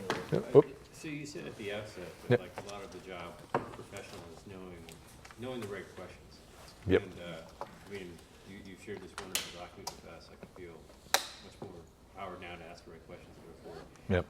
I guess one of my questions is like when you ask questions, and I notice as a moving target, like you ask ChatGPT or ask Claude about like can you check for this vulnerability, or what sort of product should I use to solve this sort of problem, or could you do an audit on the system? Yep. Have you at this point in time, do you have any sort of judgment about how good they are? Like if you ask them the right questions, are they competent in handling some like lower level security tasks for us? Like if we know what to ask them to do, will they do it well? I mean, again, I distrust, verify, stay suspicious. My argument with it is now that it's so cheap, like I use it for some of my code, it gets to audit things very quickly. So again, it can pick up things that you might miss. But I think like I would be using it more as a second set of eyeballs. Kind of like if you had a peer at a company and you wrote code or you did something, and you're like, hey, when you're having a cup of coffee, can you just, like, not the official audit process, but like, hey, can you just take a look at this and see if I kind of screwed anything up?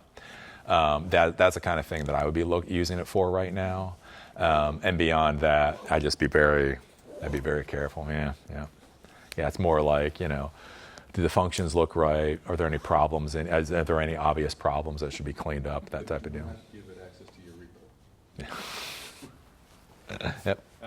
So another question, so for the last couple of decades, building software, we've been using frameworks and libraries on top of frameworks and libraries on top of frameworks and libraries, and every one of those became, versioning, their own security issues. You had to stay up to date with all of them and worry about if they've been compromised somewhere in the world.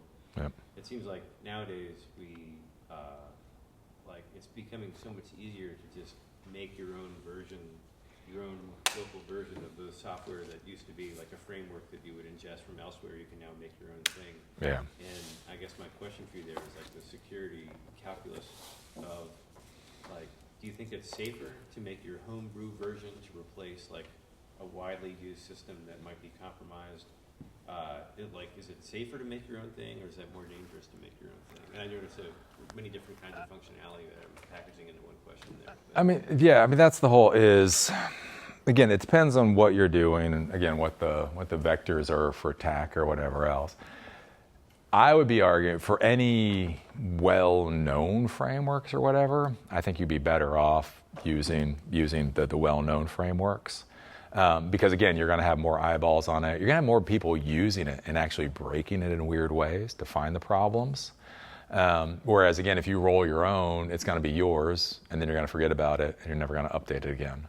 And also the thing, again, one of the big things nowadays is everybody wants to be smart. And so, again, you have to think about your organization. Is you need to deploy systems so that if you have a heart attack, the rest of your company can keep supporting it, right? So again, let's say Frank, we use Bottle or Django or whatever. I could probably roll my own Bottle God help me, if I really wanted to, but nobody would be able to support that, right? And so that's going to be the thing is when you leave the company, can you hand that off to somebody and have them be able to use it? My argument, with Linux, if you came to Linux class, is again, there's 1,000 different distros of Linux. I like Ubuntu. My only real recommendation is just pick one. I don't care what it is. Because the last thing you want is you don't want to walk into a data center where you have 20 versions of Linux. Because when one server goes down, I need to update or I need to do this. But is it IP config? Is it IP or is it IF config? Is it yum? Is it apt? You can know exactly what you want to do, but again, if you don't know the command, right? So again, if you roll your own package, if you roll your own thing, you leave, or again, you go on vacation, somebody comes in behind you. Again, if you're using a well-known package, people are going to know what to do. If you're using your own thing, it's going to be a misery to figure out what's going on. Yeah. So I think that's the thing too, is it's again, when we talk about things like security and resilience and all that kind of thing, is that it goes beyond security. It's not just the security from the hackers or from the floods. It's also the security from people going on vacation, right? And being able to maintain things, that type of deal. Yeah. So. Just with vibe coding and such, when you're building systems and they're just getting more complicated than you can really understand them. Yeah. How do you evaluate the security of something that's more complex than you can? Well, the question there is what are you going to be doing? If it's just you in your little lab environment, there's always risks to everything. But if you are going to be putting this into production, again, that's where you need to get additional support. You need to have enough human beings that can at least keep up with what's going on to be able to move forward. Because as soon as you lose control, I don't know, then you've lost control. Yeah. So I think that's going to be one of the big things with vibe coding. That's one of my annoyances with it. There's just that feeling of why should I hire people?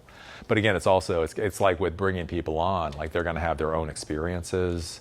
They're going to have been through their own things. Again, you deal with databases, whether you deal with MySQL or Postgres or Oracle or MS SQL.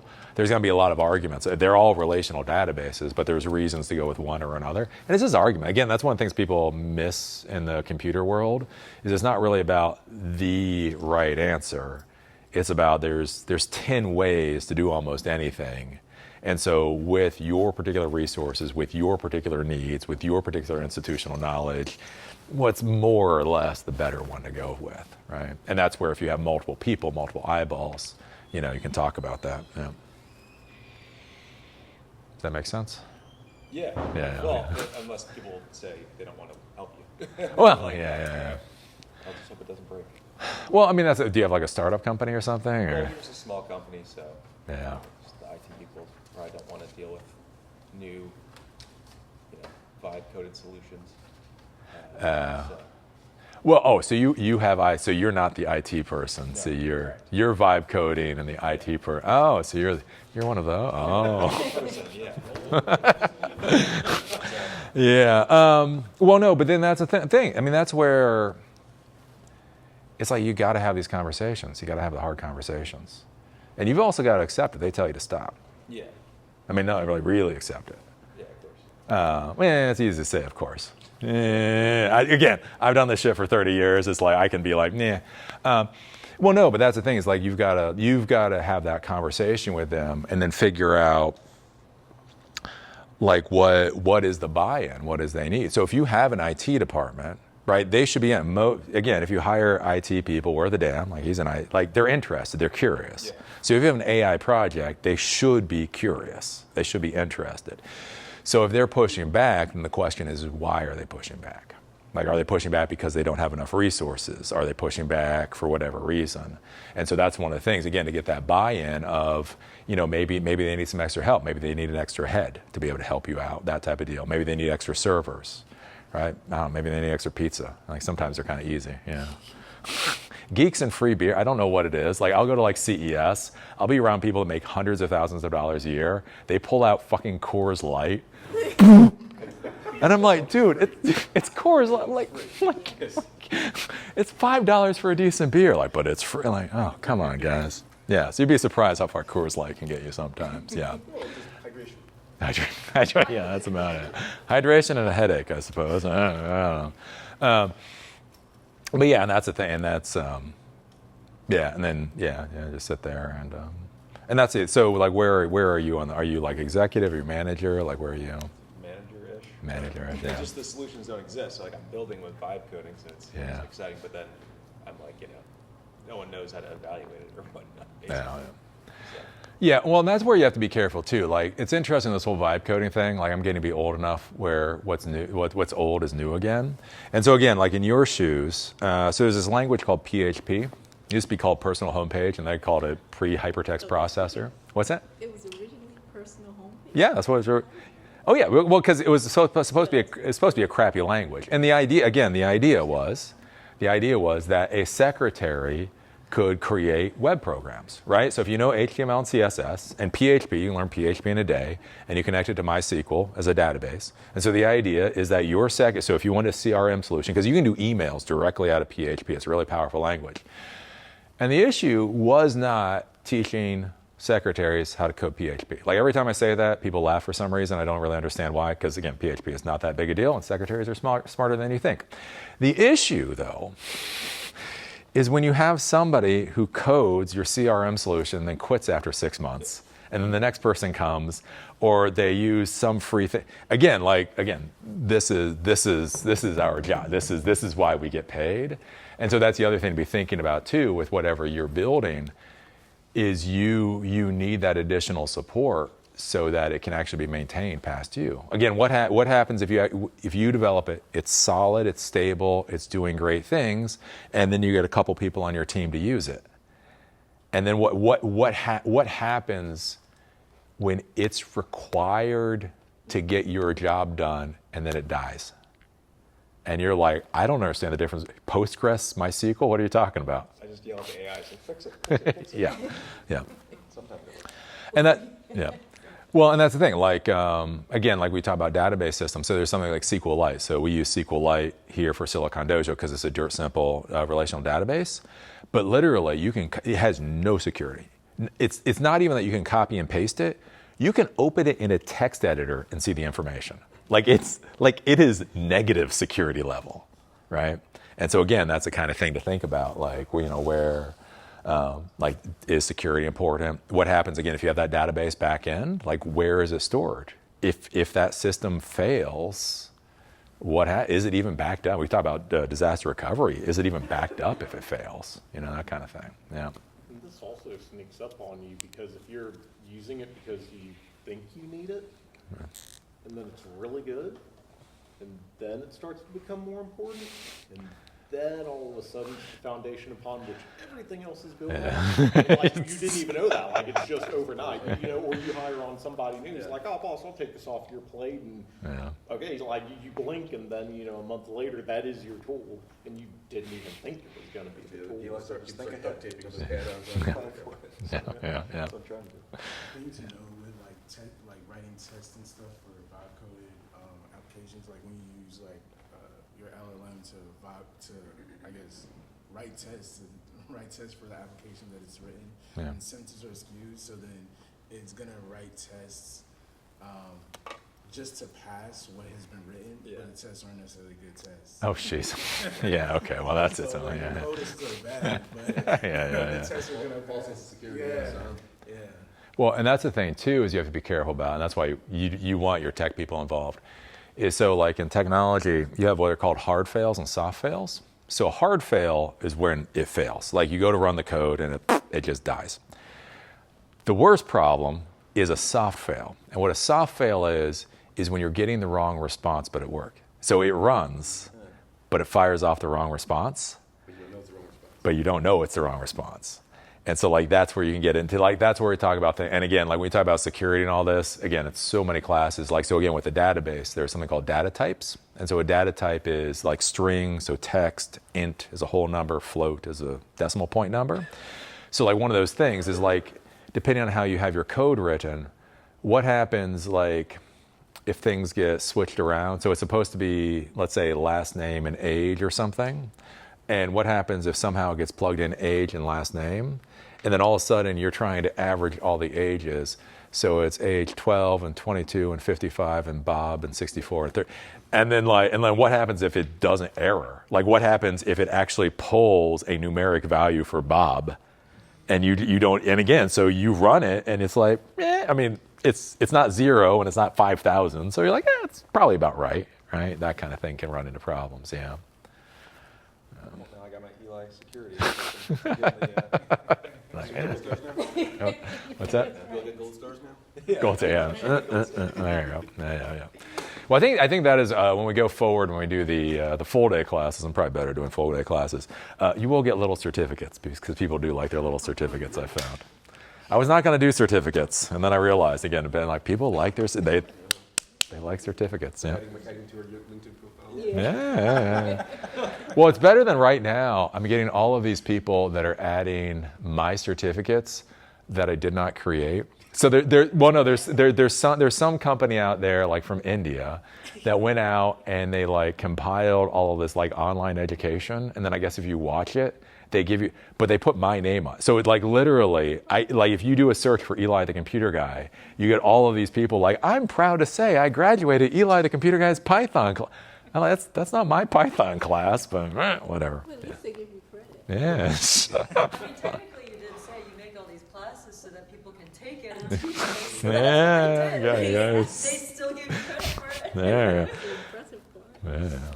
They learned how to embed a video. Yay. No.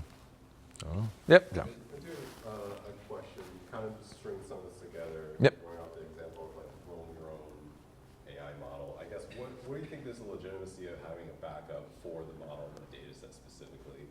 Like, you have a certain set of data today, and the LLM was trained on that. Yeah. To revert back to before it got the data ingested or anything like that. Oh, like before fine tuning or something? Yeah, like, especially looking at or thinking about, like, the model poisoning specifically. And Yeah. it's like, oh, these 250 malicious documents were inserted in this. Is there a way to remove it or revert back to, like, a known, good, clean model? Oh, Lordy. Yeah, because, like, when you download the models over, like, Olama, it's like 14 gigs. And, like, that has a hash and everything. It's being pulled down. It's like that can have a specific point of time when it was, like, exactly that. Yeah. Could that be reverted back realistically? I mean, you could, but again, then you have to be concerned though, because it's going to be trained differently. So again, so if you go to Olama, so Olama is, for anybody who doesn't know Olama, anybody who doesn't know Olama, you gotta go to Olama, olama.com, right? So basically this is a framework. We use this for a lot of our projects. So it allows you to actually run LLM models locally, and then you can use Python to interact with them. So when you go to the models, they do have like versions of them. So like if I do, so Granite 4 is the current model, but we can see there's Granite 3.3 and 3.1 and 3.2 and all that kind of stuff. So you're saying like,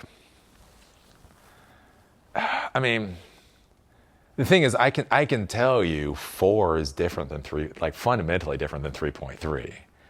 So, I mean, it would be easier, most likely, it would be easier to go from 4 to 3.3 than it would be to go from like 4 to Quinn. That would probably be easier, but I still got to think it's going to be ugly. Okay. Well, it just goes to that whole idea, like not that long ago, we only had like OpenAI, we only had like, oh, it's ChatGPT 4. Yeah. Now everyone has to use 5, and it's like, oh wait, people hate that, so of course we'll give you 4 back. Yeah. It's like that same kind of idea. Yeah. I mean, I think with a lot of this, like, again, I did a fireside chat with the guy he's actually creating like RAG 2.0. It's a really cool guy out of California.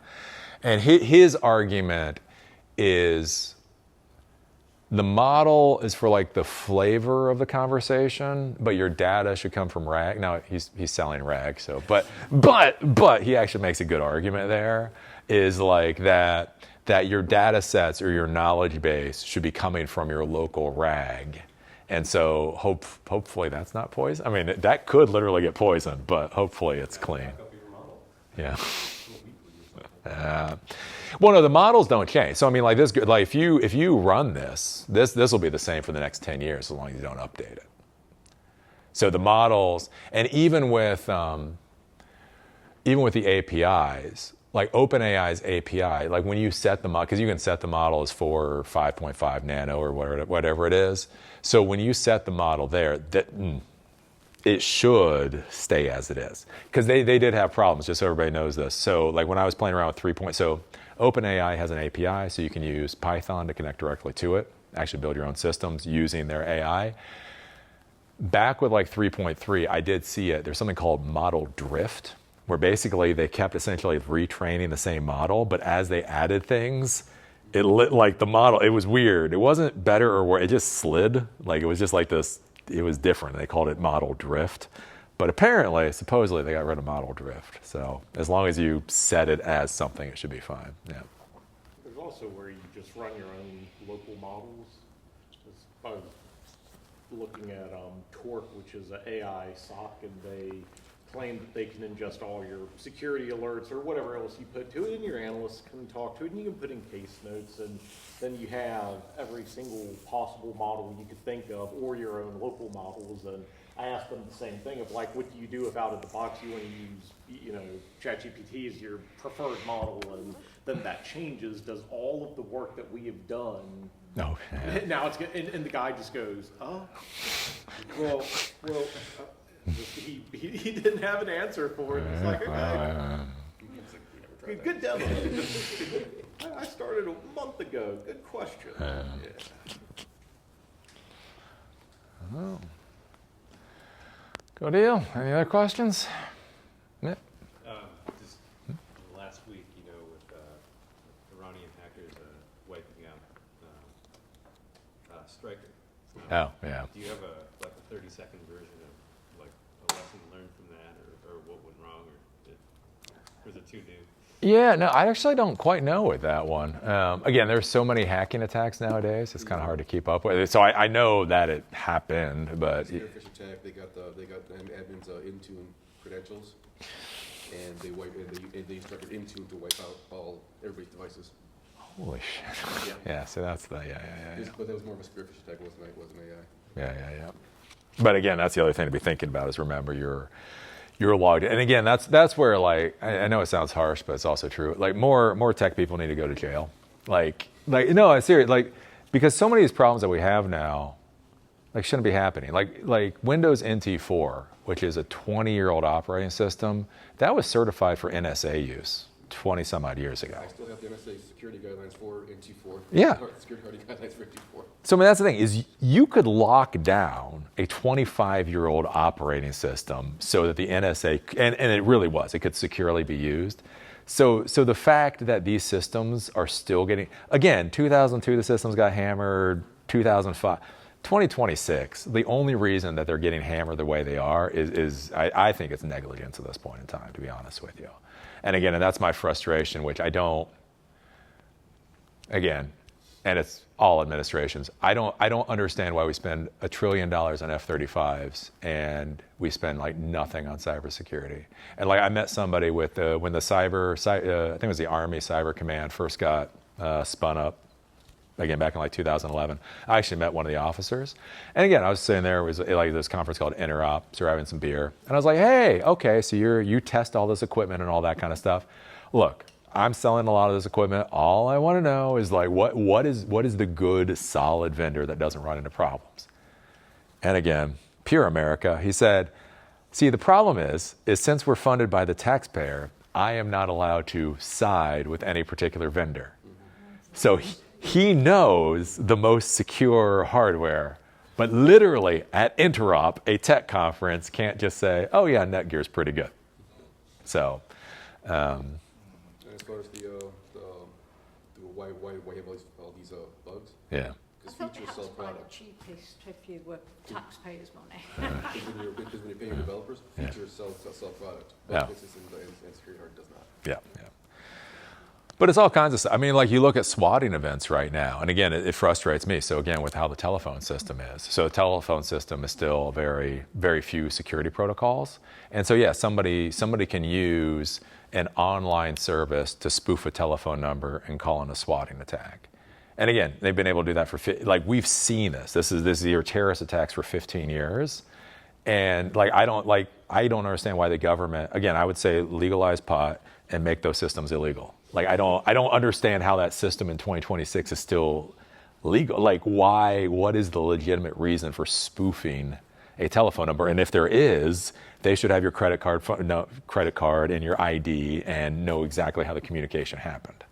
But again, we're still getting swatting attacks because of it. So yeah, that's all. I'm not calling a SWAT team. What? Yes, that swatting isn't calling a SWAT team to an address. Yeah, swatting. Yeah. It's like, oh my golly, somebody's with a gun, and like people have died because of it. Like people have literally been killed by the SWAT, because the SWAT team goes in and they think they're going into a situation, and so you have some fucking dad walks out onto his porch and is like, hey, what's going on? Put your hands up. Why? Blah. And like, no, I mean, like many people have died from swatting incidents, and yet again, it's like, no administration, like nobody is just saying, hey, you shouldn't be able to spoof frickin' telephone numbers. And again, these are services that you can just go online and spoof phone numbers. So yeah. Anyways, yeah. Cool. Yeah, good stuff. Yeah.